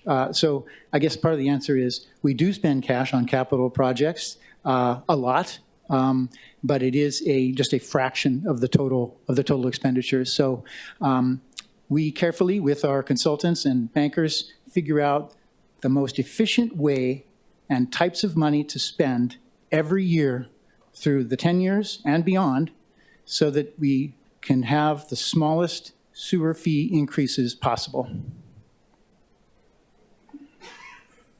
Have you read the budget bill, Director, and the provisos that are included in the budget bill? Sorry, say that again. There's a bunch of provisos in the budget bill. Have you had an opportunity to read them? I believe so. Because one of the provisos allows the Director of Budget and Fiscal Services to transfer money from other departments if there is excess into the sewer fund, which, as far as I can tell, has never been done. But it's in the budget bill now, and it is, as far as I can tell, it's been in the past budget bills. But anyway, members, I'm ready to vote unless there's other considerations. Councilmember Wire. Yeah, just quick discussion, because I know this is all first reading. And of course, none of these bills are passing today, and they'll be in committee for discussion. So appreciate the leadership. Just want to make sure. So I think what I'm hearing, Director, maybe you can confirm. So it sounds like everyone acknowledges sewer is a core service. City has to provide it. You know, everyone wants the water to go down. They flush their toilet or they take a shower. And so core service, a lot of the discussion over the past, year has been about how do we minimize the impact on our residents and reduce the financial burden without affecting the bond rating. Is that your understanding of the conversation? Correct, yes. Okay, so I think this is great. It seems like we're all on the same page, and this is wonderful conversation. I know Bill 43 is proposing infusing TAT into the fund to cover it. And then you worked with Budget Chair on the rate bill to do a CD that shifted the base rate and the usage ratio so that folks could control what their bill was a little bit more, and then of course did the lower percentage, and then of course have the rebate program that would reduce the amount even more. A rebate program that actually would completely cover the increase for some folks, depending on what the rate is. Is that correct? That's correct, yeah. Okay, so sounds like we're all on the same page and going in the right direction. So I look forward to the conversation in committee and appreciate everyone's perspectives and all the different approaches we can talk about. Thank you. Councilmember Kia Aina. Thank you, Chair. I do have concerns over this proposal, but I believe that just based on the brief dialogue that has occurred before yourself, Director, as well as the Chair, I actually would welcome more dialogue on this front. But just as a basis, however, since it is transferring the 41.66% from the general fund to the sewer fund, I would like to hear from the Director of Budget and Fiscal Services to find out if he concurs with your concerns and what is his mana'o, because he's the man in charge of the overall budget. And so we heard your mana'o with regard to transferring to the sewer fund, but I need to see what the Director of BFS is thinking. For the record, Andy Kawano, Director of Budget and Fiscal Services. Chair Waters, honorable council members, specifically Councilmember Kia Aina, thank you for calling me up. I do have concerns. The 41% and change that the bill proposes to transfer from the general fund to the sewer fund would move significant cash amounts through the reallocation to the sewer fund. As Director Babcock covered, the sewer fund's supposed to be self-sustaining, as I've said over and over and over again.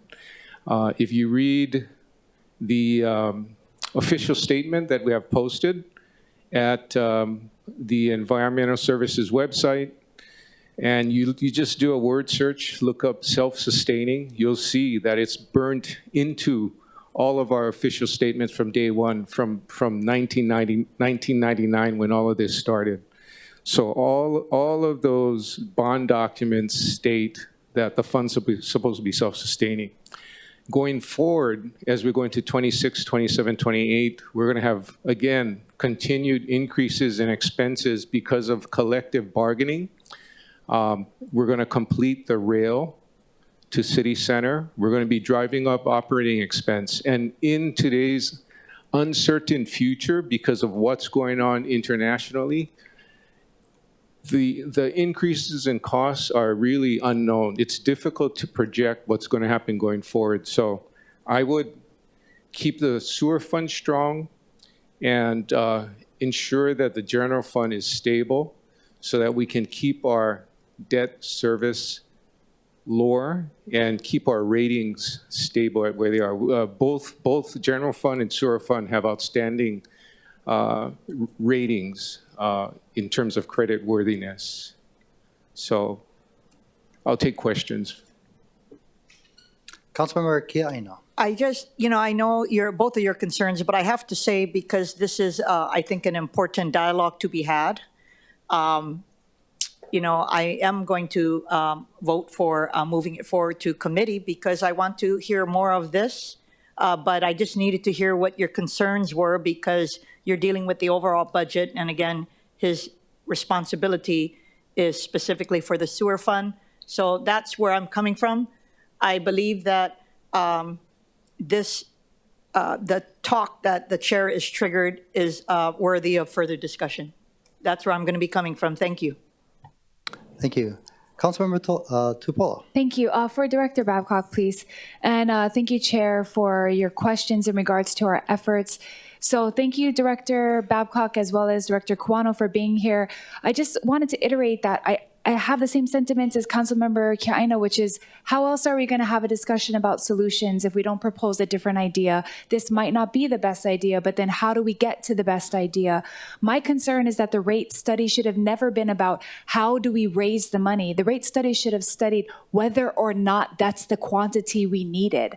I think repetitively I've said that our efforts with cesspool conversion and specifically the Eva sewer district, we're investing so much money that really residents should have paid, but we're paying it. Those efforts are applaudable. That could be part of an integrated plan that we submit to the EPA saying that our efforts are even better than what they would suggest in the lawsuit, and therefore this integrated plan requires no other secondary containment, that these efforts are cleaning the water better.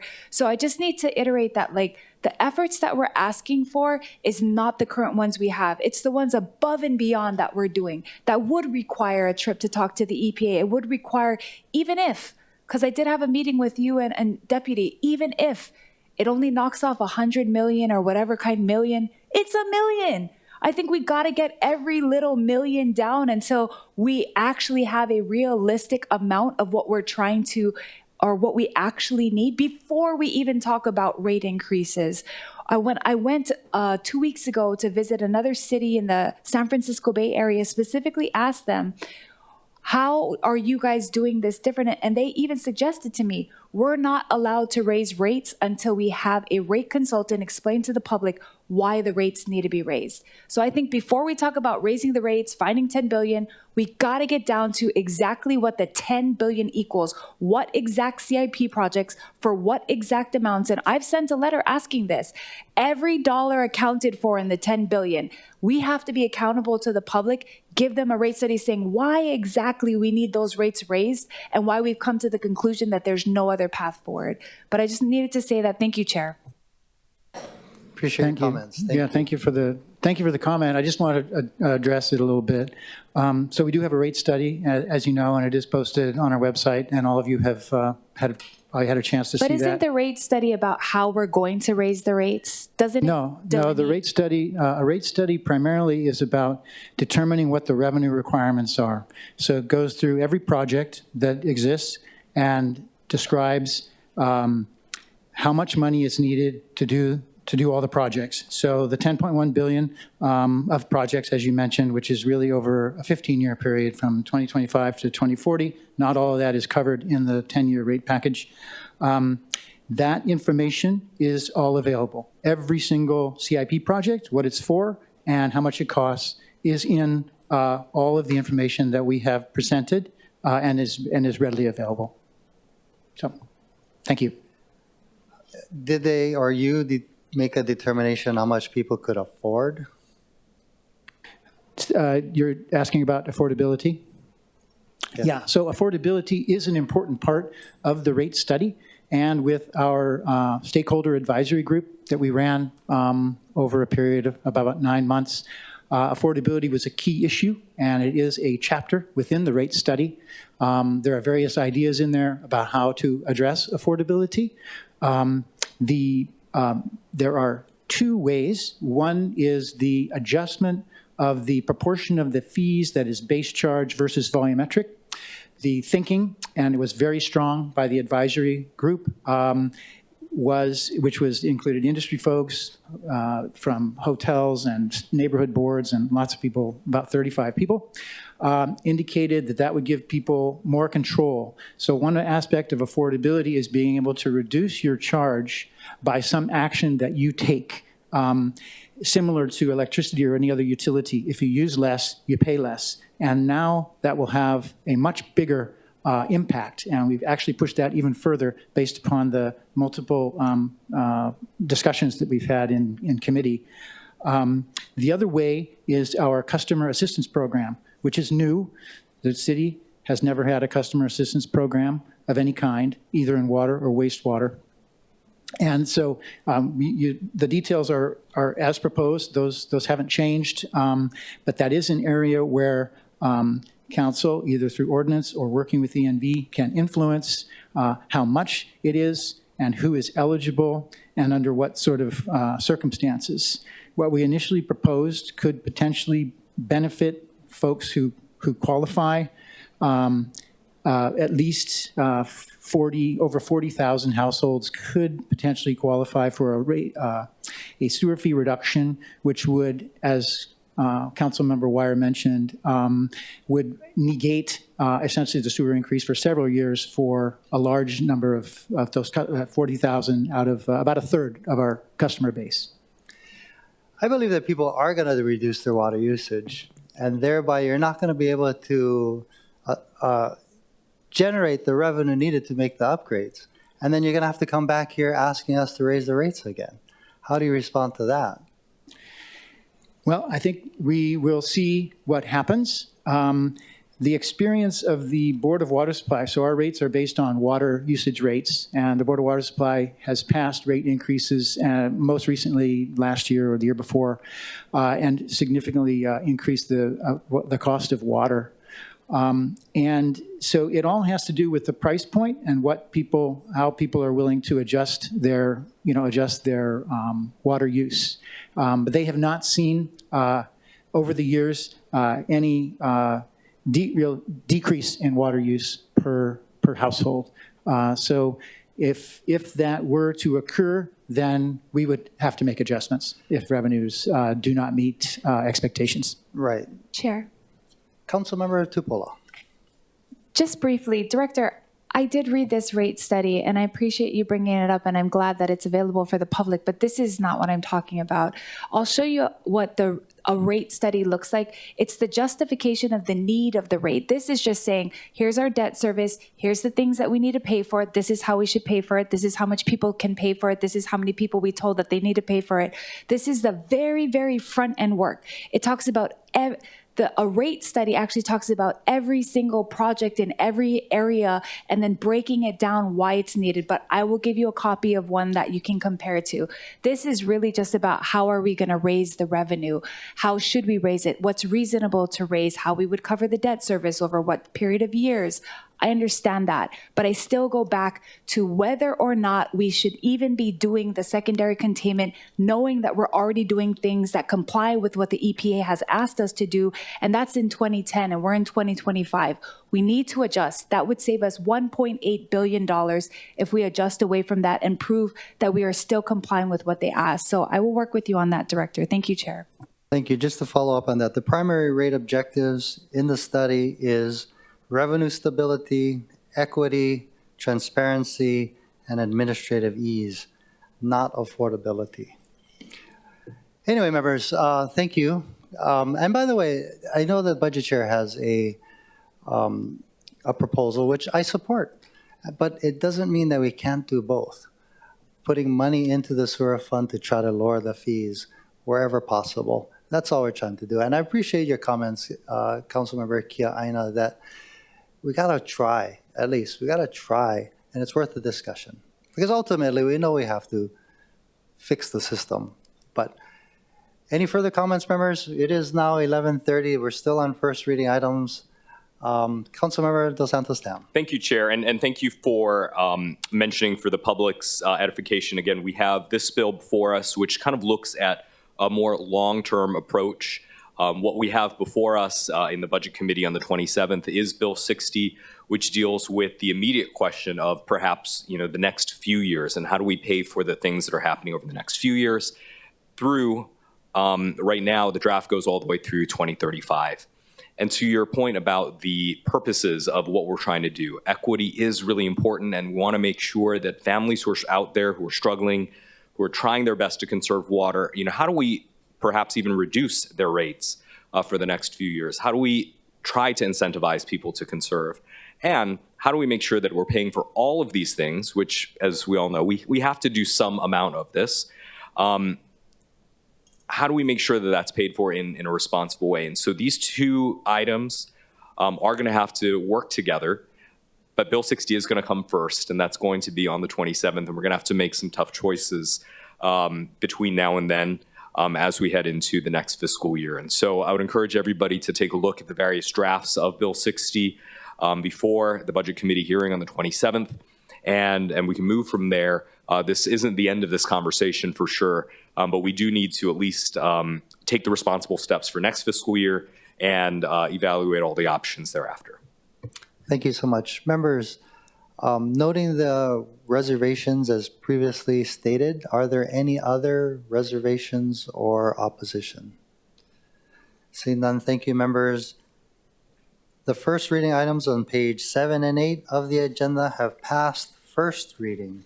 Moving to the top of page 9 from the Committee on Budget, Councilmember Dos Santos Tam. Thank you, Chair. I move that Committee Report 139 be adopted and Bill 18, 2024 CD1 as amended pass second reading. Second. It's been moved and seconded. Councilmember Dos Santos Tam for the explanation. Chair, this relates to Poundmasters. Thank you. Any testifiers, Mr. Clerk? Mr. Chair, we have one person in the chamber. Okay, please proceed. Aloha, Angela Melody Young, testifying, wishing to comment about Bill 18 as it relates to Poundmasters. It's a minor amendment for an obsolete or outdated ordinance, so removing that ordinance. And so when the budget hearings happened, the council mentioned sanctuaries for kitties. And so with, for example, my grassroots movement, Rescue of Animal Rights, ROAR, in the cat rescue network, things are transitioning from when I think prior there are ordinances and lifestyles and ways of relating to like livestock that are practices that are no longer viable. And so the modern role of animal control has evolved. And so new things are happening in the animal rescue industry. It's much more sophisticated than just getting a poundmaster and putting animals in facilities.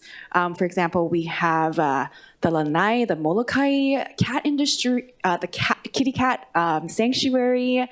So, you know, people build coffee shops for kitties and also so that cats and animals can have a good life. Thank you.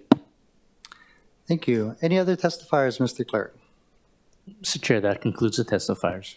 Thank you. Members, we're in discussion. Councilmember Dos Santos Tam. Thank you, Chair. Just briefly, you may notice that Bill 5 of 2025 deals with a similar issue. Bill 5 of 2025 creates a more modern pathway to deal with the stray cattle issue, which comes up from time to time. I'll note that there was a legal concern with repealing the language, the old obsolete language, and instituting this new pathway under Bill 5 within the same bill. And so that's why I moved this bill out of budget, recommended it for second reading today, so we can repeal the old language in one bill and then kind of start with a fresh slate for the new one. Then that eliminates, that hopefully eliminates some of the legal concerns that were brought up in discussions. So thank you. Thank you. Councilmember Tupola. Thank you, Chair. Yeah, I just want to thank Councilmember Dos Santos Tam for his leadership on this. Definitely in my community, this is needed. If you ever want to see pictures of animals running around where they shouldn't be running, like by Costco, big fat pigs or cattle running through the road, I can send you any of those pictures. We would love to see some type of order, and I do think that it's above and beyond what the Humane Society should be doing. So I support this. Thank you. Thank you. Any further discussion, members? Seeing none, any objections or reservations? Noting none, CR 139 has been adopted and Bill 18, 2024 CD1 has passed second reading. Councilmember Dos Santos Tam. Chair, I move that Committee Report 143 be adopted and Bill 31 CD1 as amended pass second reading. Second. It's been moved and seconded. Councilmember Dos Santos Tam for the Chair, this relates to the Transit Construction Mitigation Fund. Thank you. Mr. Clerk, do we have any testifiers? Mr. Chair, we have 3 registered testifiers in the chamber. Okay, please proceed. Mr. Tenanis, Mr. Tamayo, and Mr. Clemente. On Bill 31?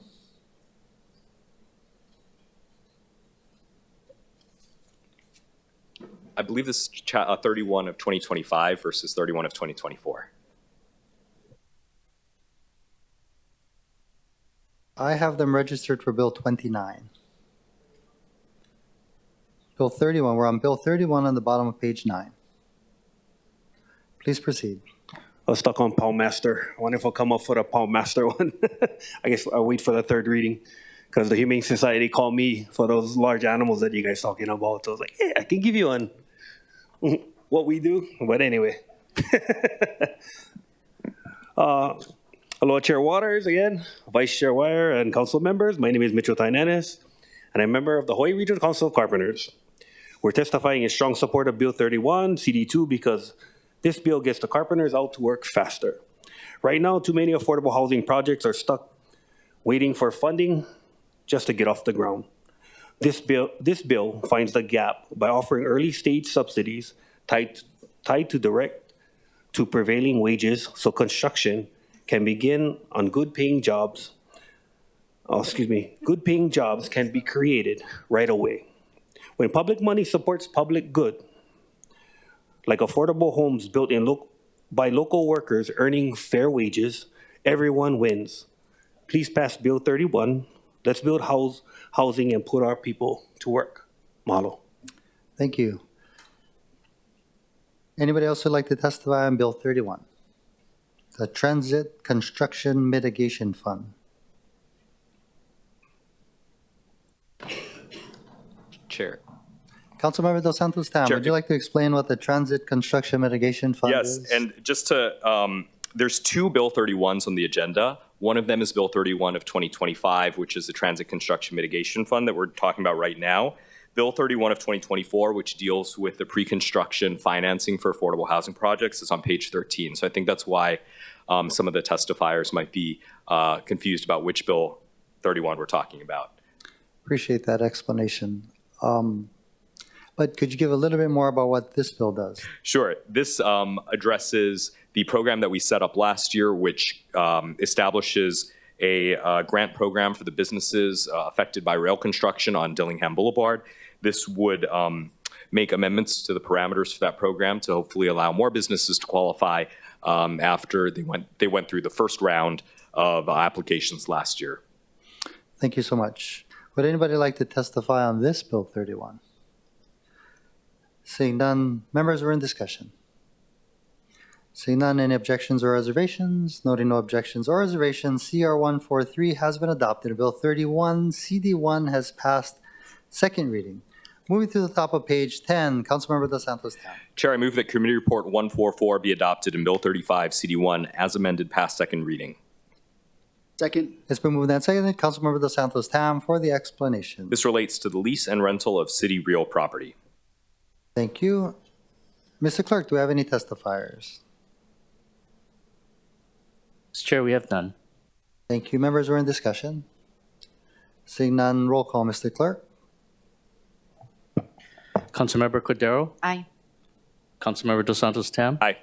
Councilmember Kia Aina? Councilmember Nishimoto? Aye. Councilmember Okimoto? Aye. Councilmember Talba? Councilmember Tupola? Aye. Councilmember Wire? Aye. Chair Waters? Aye. Mr. Chair, there are 8 ayes, 1 member is absent. Thank you. CR 144 has been adopted. Bill 35, CD1 has passed second reading. Councilmember Dos Santos Tam. Chair, I move that Committee Report 145 be adopted and Bill 36 pass second reading. Second. It's been moved and seconded. Councilmember Dos Santos Tam for the explanation. This relates to fiscal stability. Thank you. Mr. Clerk, do we have any testifiers? Mr. Chair, we have none. Thank you. Members are in discussion. Seeing none, any objections? I'm sorry. Councilmember Okimoto. Quick discussion. Thank you, Chair. I understand and I appreciate the intent behind this measure, and I think while the intent might be to improve administrative flexibility, it does raise important questions about the balance of fiscal authority between the council and the executive branch. You know, the council, we have an important role, and we play a vital role in budget oversight, a responsibility that ensures spending decisions reflect the voices of our communities and maintain public accountability. So I believe we should be cautious about any proposal that could shift too much discretion away from that process. And I respectfully urge all of our colleagues to consider these implications. For those reasons, I will be voting no on this measure. Thank you, Chair. Thank you. Councilmember Nishimoto. Thank you. Please note my reservations. Any other reservations? Reservations. Councilmember Kia Aina, reservations. Reservations. Tupola, reservations. I'd also like to express my reservations. Just as mentioned by Councilmember Okimoto, if there's some safeguards in that, which I think we are able to adjust in committee. Councilmember Wire. Thank you, Chair. Yeah, I just wanted to note that the bill is moving through committee, but anyone is able to draft a committee draft. Of course, I defer to Budget Chair, but to the extent that folks have concerns outside the scope of what's in there, again, Bill 36 was supposed to be pretty straightforward, and I don't think our goal was to stimulate conversation. Obviously, we have had the conversation about making the rainy day fund available for the loss of federal funds. Typically, this isn't a fund, so I think to the extent that our colleagues want to introduce additional measures, essentially, as written right now, it's just providing some flexibility for the administration to make use of the funds in the event that they need to protect the health, safety, or welfare of our community. It's set to sunset after a few years and would allow for the administration to both respond to the loss of federal funds or in the event of other emergencies that could arise, would prevent delay, such as food access to our community or other types of activities that would be needed to keep folks alive. Similar to COVID, right, we saw the administration need to move quickly on utilizing ARPA funds and CARES Act funds, for example. And so just would note that ultimately the purpose of the language we put in was not to reduce council oversight, but rather to require notification from the administration to the council for instances where they needed to access those funds to protect our community. Because at the end of the day, just through my experience with Director Kawano, I don't have any concern about them spending money. In fact, I anticipate us maybe needing to urge them at times, and that's not a critique, but he's just very attentive in protecting our city finances. And so as the situations evolve over the next months, as rapidly as it's evolved to date, I think that was the goal. And so, of course, I look forward to any filed CDs that would come out of our colleagues, but hopefully we can have thorough discussion in Budget Committee. Mahalo. Thank you so much. Councilmember Dos Santos Town. Thank you, Chair, and thank you to Councilmember Wire for introducing this bill. I know there was a similar bill, I believe it was Bill 34, that attempted to do the same type of thing, which is to provide a little bit more flexibility in how we use our fiscal stability fund, knowing that there are going to be federal cuts of some magnitude. They may be small, they may be huge, over the next fiscal year that we may not even know about at this point. And so we're using this as a vehicle to think carefully about how we would be able to tap into that fund, under what parameters, under what circumstances. And so I would encourage, as Councilmember Wire has mentioned, everybody to take a close look at this and think strategically and think broadly over the next several weeks and potentially next few months as we continue to work on this. I know on the federal side, they're dealing with their budget right now that currently would make very drastic changes for how cities like ours get money, how cities like ours can deploy money to people that need it. And if vital programs are cut, we're going to have to deal with it. And we want to have as many options available to us as possible. And so we're going to keep looking at this. This is not the end of the process of this bill. It's in the middle. And I appreciate everybody's mana'o on this as we move forward. So thank you. Thank you. Any other discussion, members? Councilmember Okimoto. Sure, thank you. And I appreciate the continued discussion. I guess as we move forward, I would like to discuss further. Is this something, if we put it into ordinance, are we doing this for every administration?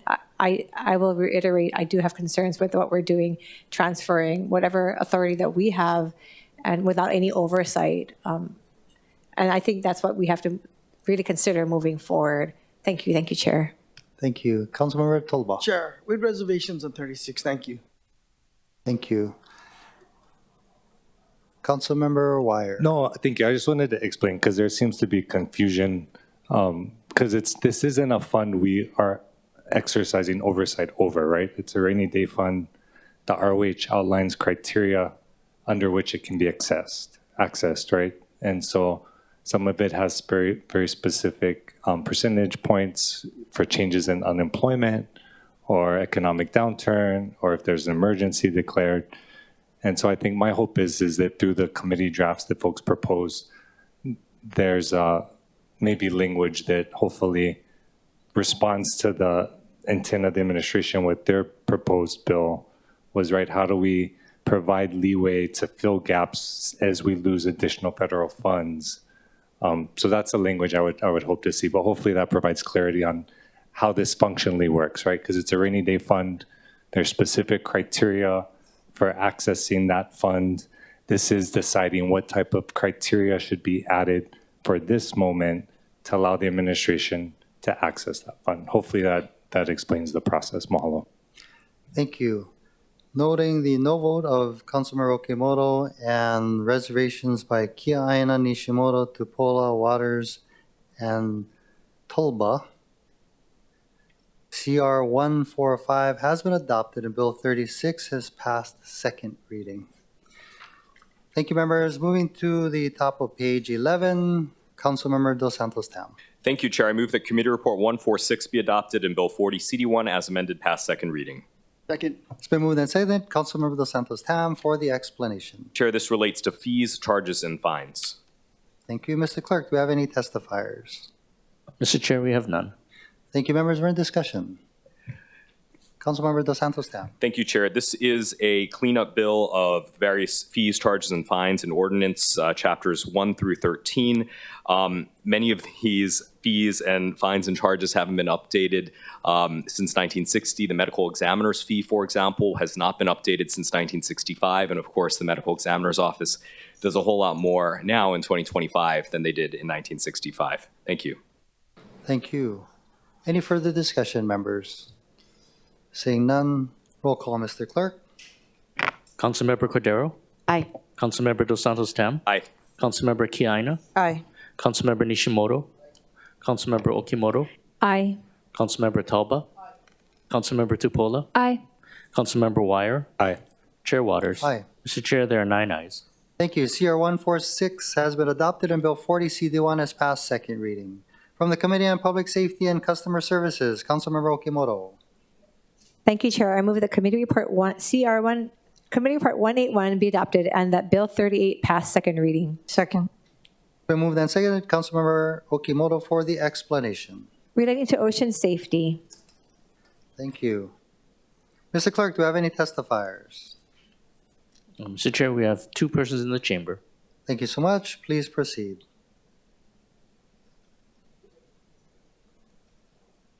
Angela Melody Young testifying in strong support on behalf of CARES. So, ocean safety, lifeguard duties, very necessary as a public works discussion. So, addressing CPR for people in the ocean. And so the amendment, I think, is to transfer the responsibilities of dawn to dusk duties from the office, the emergency management office, to this new office. And so in strong support of it, because the work is very necessary. Thank you so much. Is there another testifier? Mr. Gary. Aloha, welcome.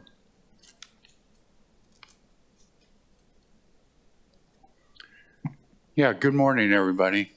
I strongly support this. This should have been done months ago.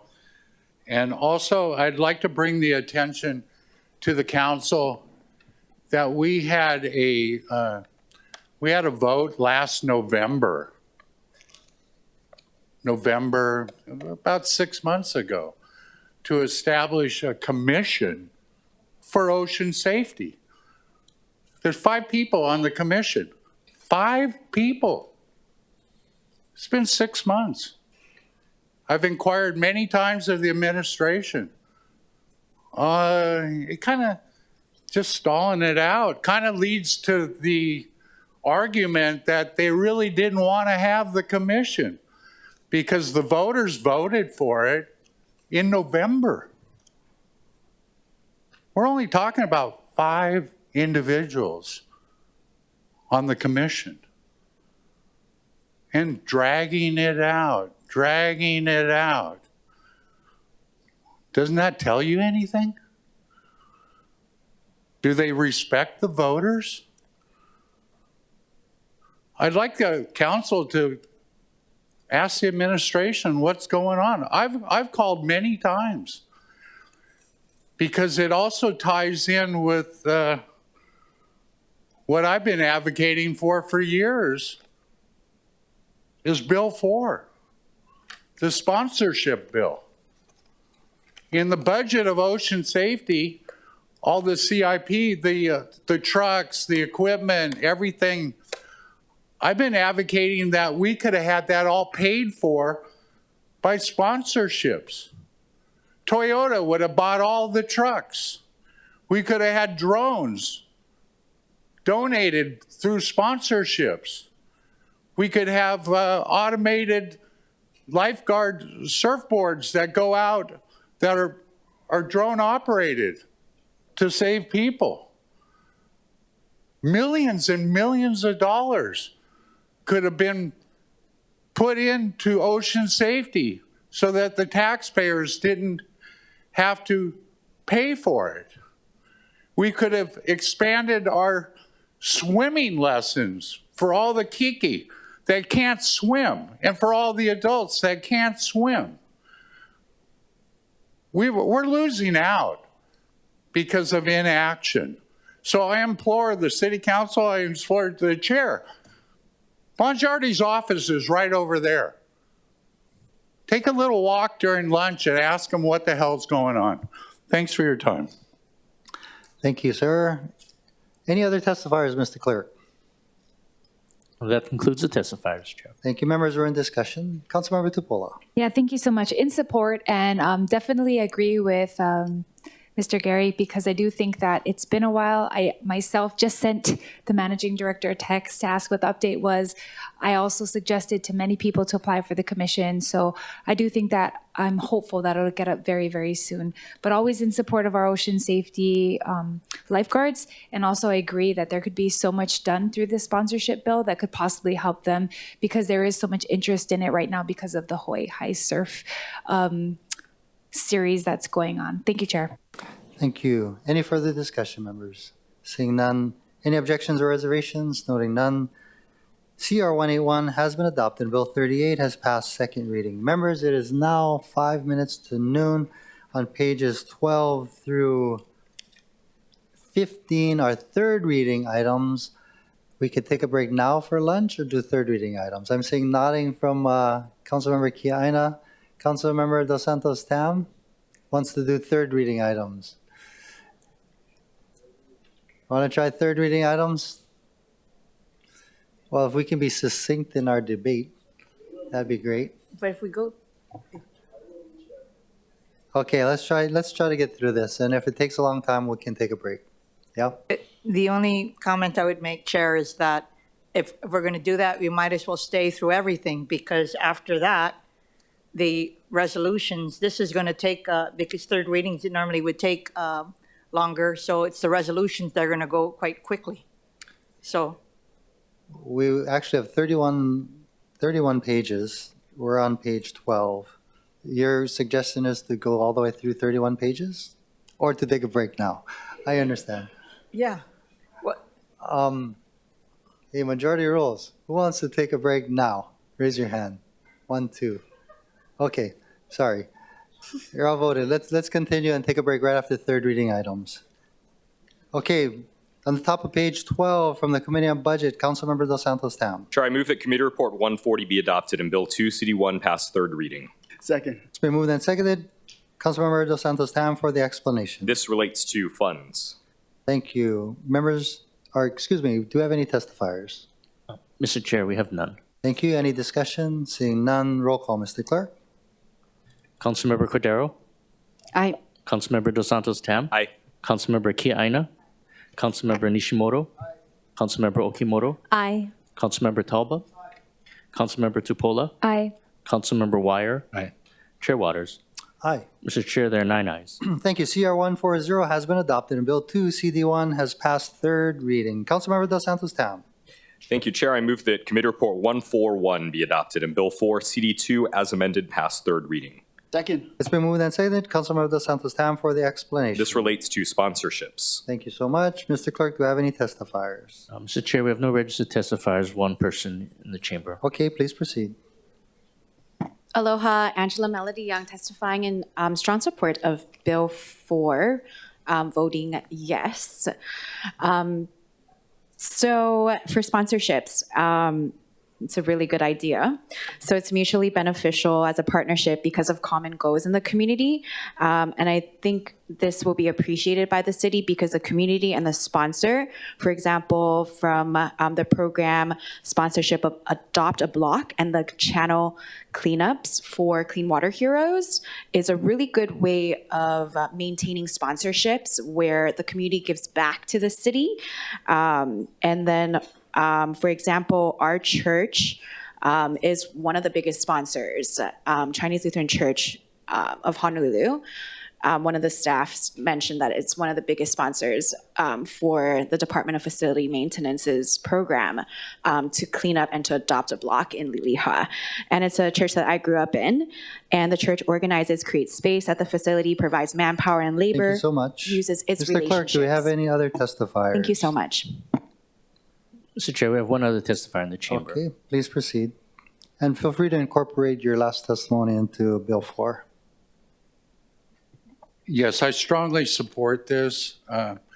This could be a game changer for so many things to where we don't have to tax everybody to death. A small little photo saying there's a partnership with a company or somebody, it's kind of like a adopt a park mentality where somebody takes responsibility for a certain part of the public. The possibilities are endless. There are so many trusts and foundations that are set up that have to give away money every year. My niece raises money for Kapiolani Baby Hospital. Millions of dollars. She goes around and gets. So I'm in strong support of this. I hope to see all of the council people in NASCAR uniforms with sponsorships all over their body. Thank you. Thank you so much. Members, we're in discussion. Councilmember Tupola. Thank you. Tim Gary taking all the good talking points today. I'm in agreement. I want to mahalo Councilmember Cordero for this because it really gives us a real pathway to bring in revenue, create partnerships, and move our city forward. For me, the most important parcel that I'm looking at that needs a sponsorship is the 300 acres in Kalailoa that we were given.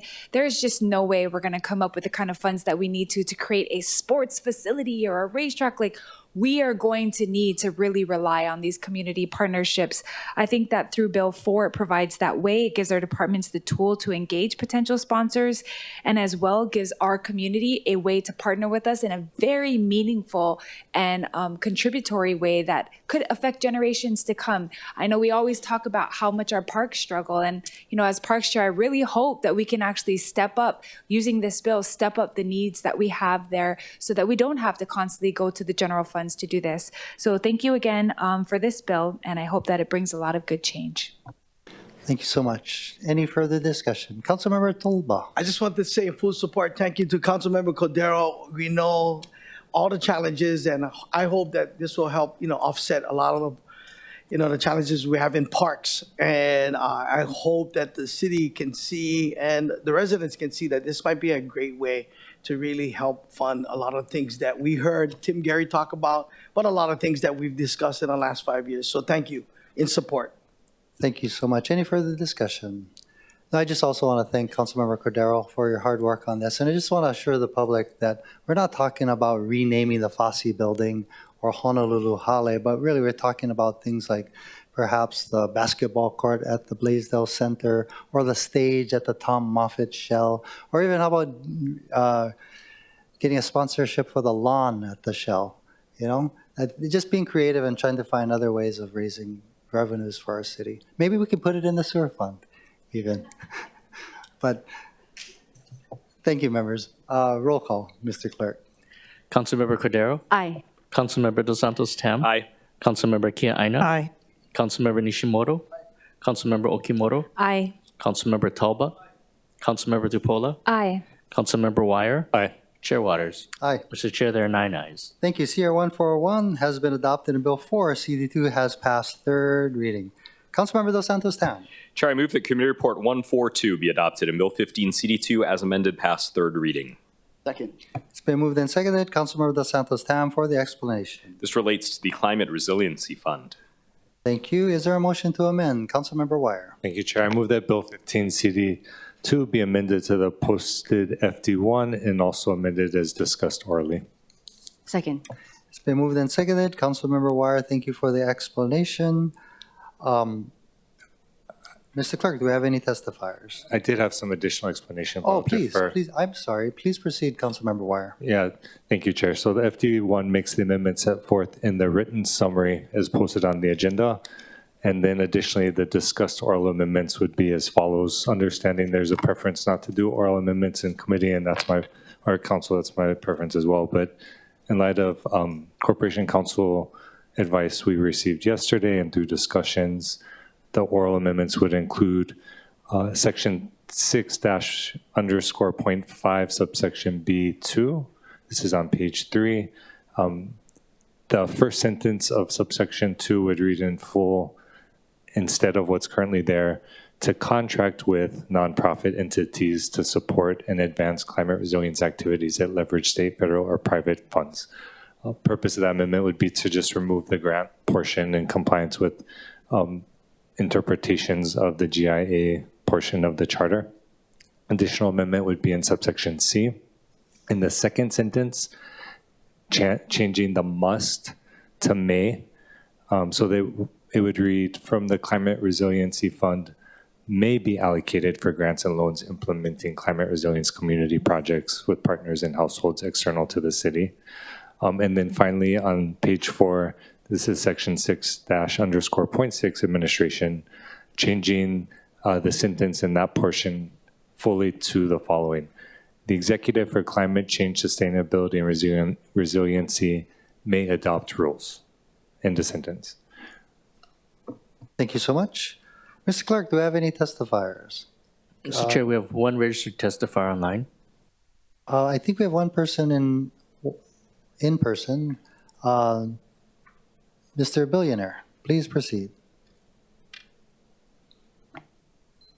Aloha mai kako, everyone. Thank you very much for having me here today representing the West Side 96792, Hawks Baby, and everyone else in between. I'm glad to see my council member here from traveling all across the world. So climate resiliency, when you actually read the bill, it's pretty confusing. And I noticed your grant program for 50 to 100 grand. And when you're talking about invasive species, the aliens, you know you have to contact DOE to stop them from the customs and the imports coming in and out. And when I hear about affordable housing and all these things, the earth does need to be that climate resilient because we're the ones polluting it. I grew up in Captain Planet, Earth, Wind, Fire, Water, Heart, Aloha, which is HRS 5-75. And we're forgetting about the heart here with all these bills and these measures talking about fiscal responsibility and daddy duty. When there's a lot of trash and opala all across the Aina and stuff. So we can figure a better way to get rid of trash. I think that'll help, like Singapore, like Japan and other countries. We can start burning it, recycling. The plastics can be converted to Waikiki chairs, like you see it in India. They're using it into roads because we live on an island, many islands, and we're surrounded by water and oceans. Thank you very much. Thank you. Members, any questions for the testifier? Seeing none, any other testifiers? Seeing none, members, we're in discussion. Chair, we have one person standing by online. Oh, I'm sorry. That's correct. Please proceed. Aloha. My name is Eric Cole. I'm the Vice President of Aina Community Resiliency for the Harold Castle Foundation. Mahalo, council members, for the opportunity and the invitation to testify on this very important visionary bill. We support the floor draft, including and especially the 2 amendments to Section 2 as stated in the draft. As a private foundation, our impact is in our permanence as a perpetually endowed institution. We have identified climate resiliency as one of only 4 grant-making priorities for us. However, our given capacity isn't nearly enough to meet the scale of this existential issue. So we offer ourselves as a consistent source of private side leverage and partnership on shared goals with you and this Climate Resilience Fund. Mahalo. Thank you so much. Any questions for the testifier?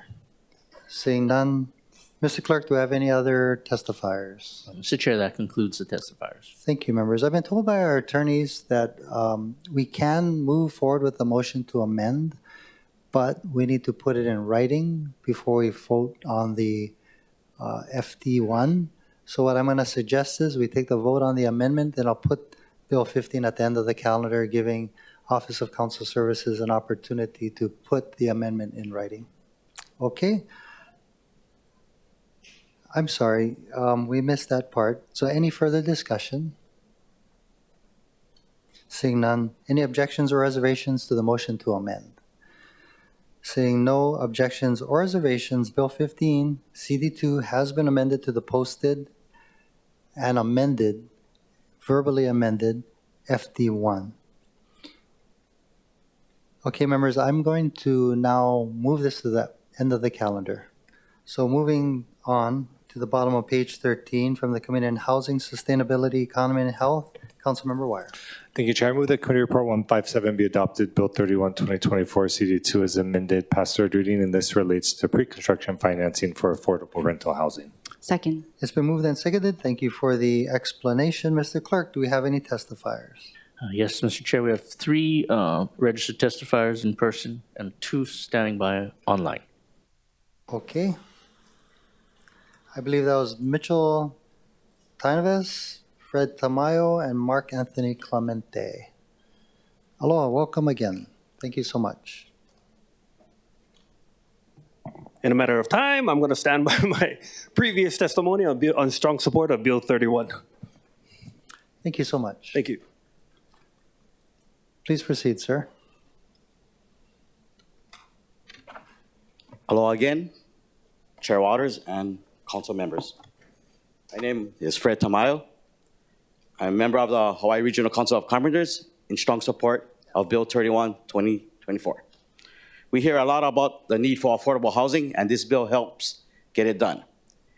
It gives developers the push they need to get started by covering some of the upfront costs through pre-construction subsidy. That means more affordable units can break ground faster and start serving families sooner. It's also a fair and focused approach. It prevents double dipping, sets a clear per unit amount, and keeps everyone accountable. This bill is about action. It supports housing, supports jobs, and supports the public interest. We urge you to pass it. Mahalo. Thank you. Thank you. Mr. Clemente? Hello, Chair Waters, Vice Chair Wire, council members. My name is Mark Anthony Clemente on behalf of the Hawaii Regional Council of Carpenters in strong support of Bill 31, 2024.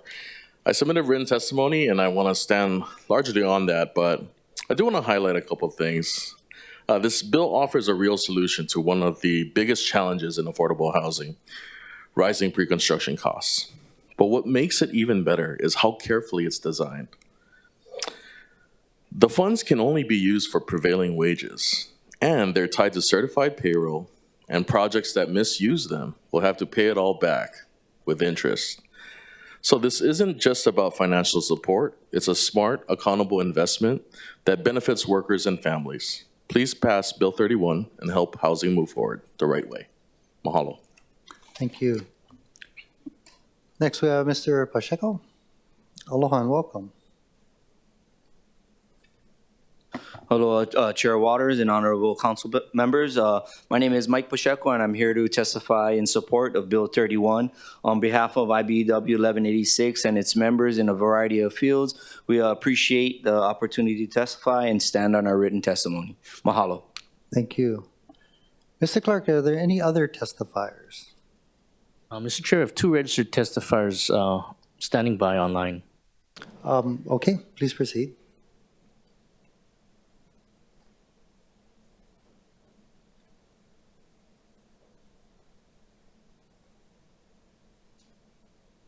Andrew Purr and Gina Thielen. Okay, please proceed.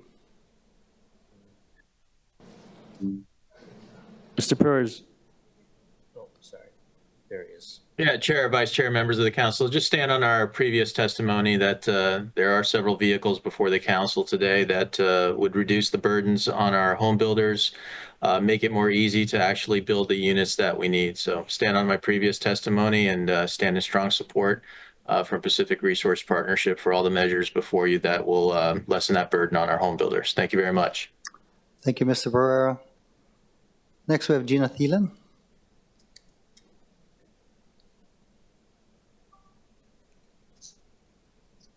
Aloha, Chair Waters, Vice Chair Wire, members of the council. My name is Gina Thielen, and I'm testifying in support of Bill 31. I will stand on my written testimony and be available for questions. Thank you so much. Members, any questions for the testifier? Seeing none. Mr. Clerk, do you have any other testifiers? Mr. Chair, we have one person in the chamber. Okay, please proceed. Aloha, Angela Melody Young, testifying on behalf of CARES in strong support of Bill 31, voting yes for this. And so this policy is very generous. It guarantees $50,000 per unit for owners and also funding for construction crews in pre-construction stages for work performed to ensure workforce development in the construction industry is provided to boost economic development opportunities for the construction crews that help sustain the industry. So I think for a proposed amendment, it should consider a project labor union.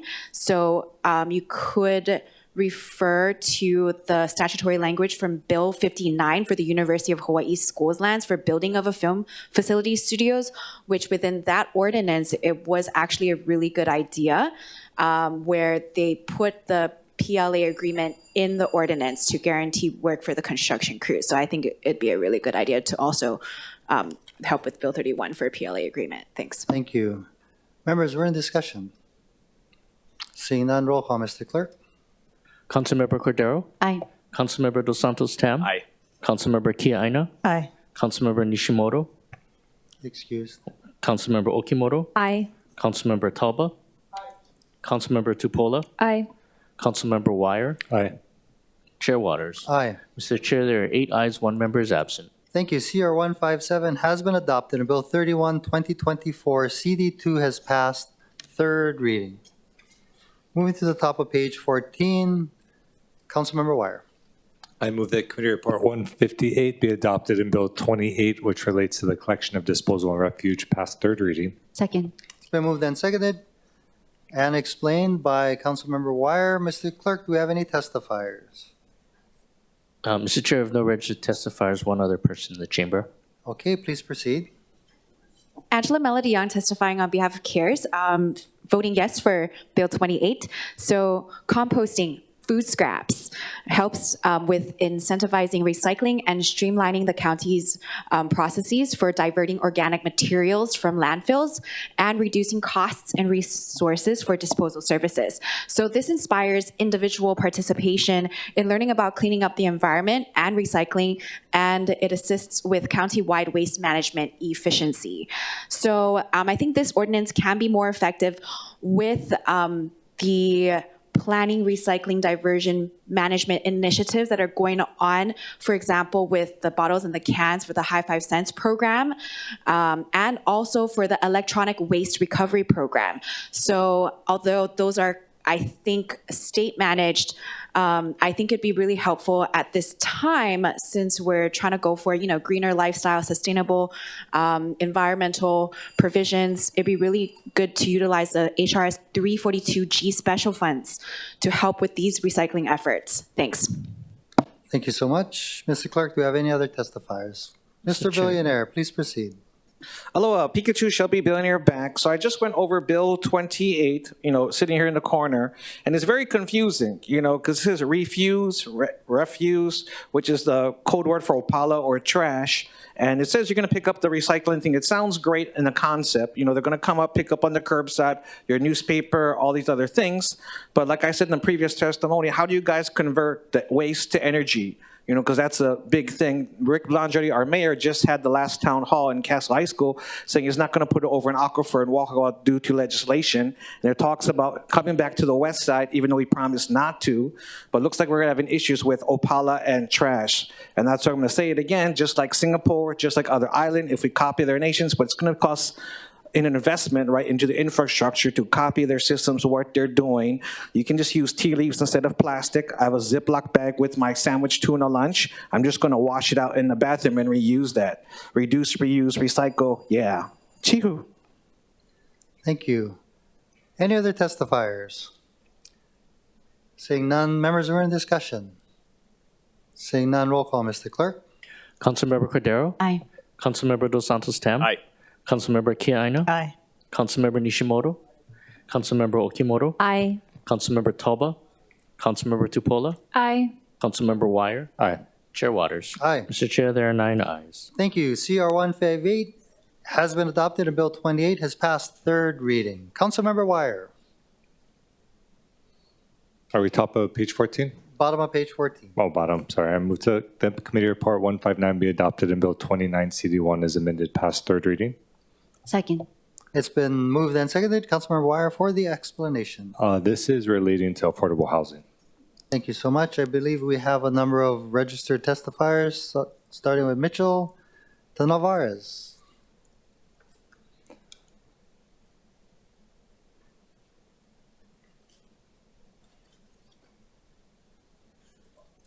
I'll try to talk fast. Here we go. Hello, Chair, Vice Chair, Council members. My name is Mitchell Tainenes, testifying in strong support of Bill 29, proposed CD1. As a member of the Hawaii Regional Council of Carpenters, this bill isn't about just tax exemptions. It's about vision. It recognizes that the housing policy must support long-term solutions, not short-term fixes. Extending the exemption period from 10 to 15 years sends a message. We're committed to keeping our housing affordable, not just today, but for years to come. By resolving conflicting dates from our past ordinances, you're making the rules clearer and more reliable for everyone involved. That means fewer delays, less red tape, and more housing actually gets built. Let's build a future where our kikis and our kupuna can stay here with us. Please support Bill 29. Mahalo. Thank you. Next, we have Fred Tamayo, followed by Mr. Clemente. Hello, Chair Waters and council members. My name is Fred Tamayo, Hawaii Regional Council of Carpenters again. We're here in strong support of Bill 29, proposed CD1. Every day, our members build the infrastructure and housing that keep our communities strong.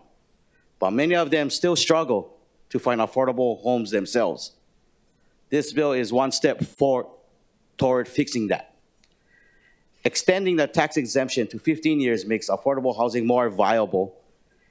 Cleaning up conflicting repeal dates help projects move forward without confusions or delay. These are practical changes that will make a real difference in keeping homes affordable for working people. We want to build houses our members can live in, not just dream about it. Please support Bill 29. Mahalo. Thank you. Next, we have Mark Anthony Clemente, followed by Andrew Pereira and Gina Thielen. Hello, Chair Waters, Vice Chair Wire, council members. My name is Mark Anthony Clemente on behalf of the Hawaii Regional Council of Carpenters in strong support of Bill 29, proposed CD1. Affordable housing projects don't just happen overnight. They take years of planning, permitting, financing, and coordination. And by extending the real property tax exemption and by aligning the repeal dates to June 1st, 2030, this bill gives home builders the predictability they need to follow through. When we make rules clear and consistent, more projects break ground, more homes get built, and more local families get a fair shot of staying right here in Hawaii. This is a smart and straightforward fix that strengthens a tool that we already know works. We seek your support on this bill, and mahalo for your leadership on housing. Thank you. Next, we have Andrew Pereira, followed by Gina Thielen. Thank you, Chair, Vice Chair, members of the council. Andrew Pereira with Pacific Resource Partnership joining you again. I just wanted to stress that measures such as these help strengthen our middle class, which the carpenters that we represent are a part of, in addition to the folks that work at the 250 plus general contractors and subcontractors that we represent also throughout the state. So in very strong support of this measure, we need to keep our middle class strong and keep those working families here in Hawaii. Thank you very much. Thank you. Next, we have Gina Thielen.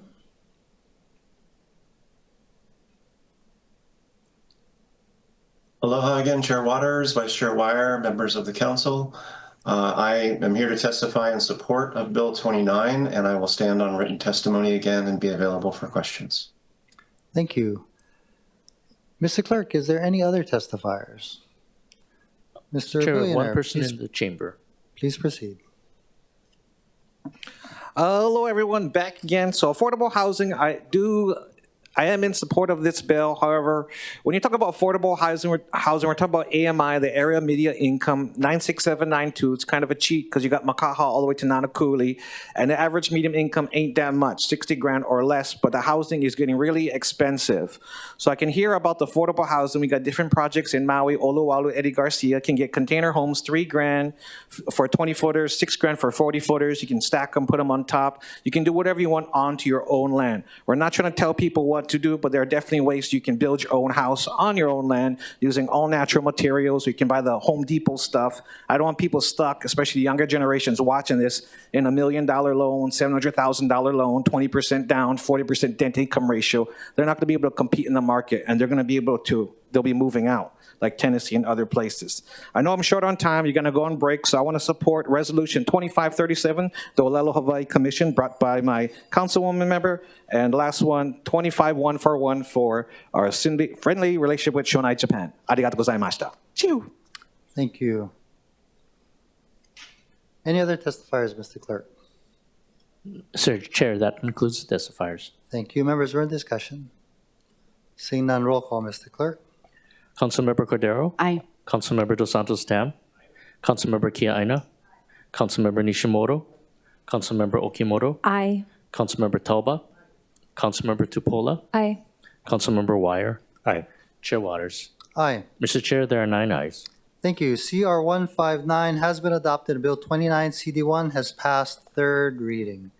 Moving to the top of page 15 from the Committee on Planning, Infrastructure, and Transportation, Councilmember Cordero. I move that committee report 162 be adopted and Bill 6 CD2 as amended pass third reading. Second. It's been moved and seconded. Councilmember Cordero for the explanation. This relates to structures.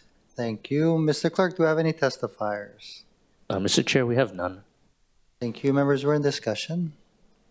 Seeing none, roll call, Mr. Clerk. Councilmember Cordero? Aye. Councilmember Dos Santos Tam? Aye. Councilmember Kiaina? Aye. Councilmember Nishimoto?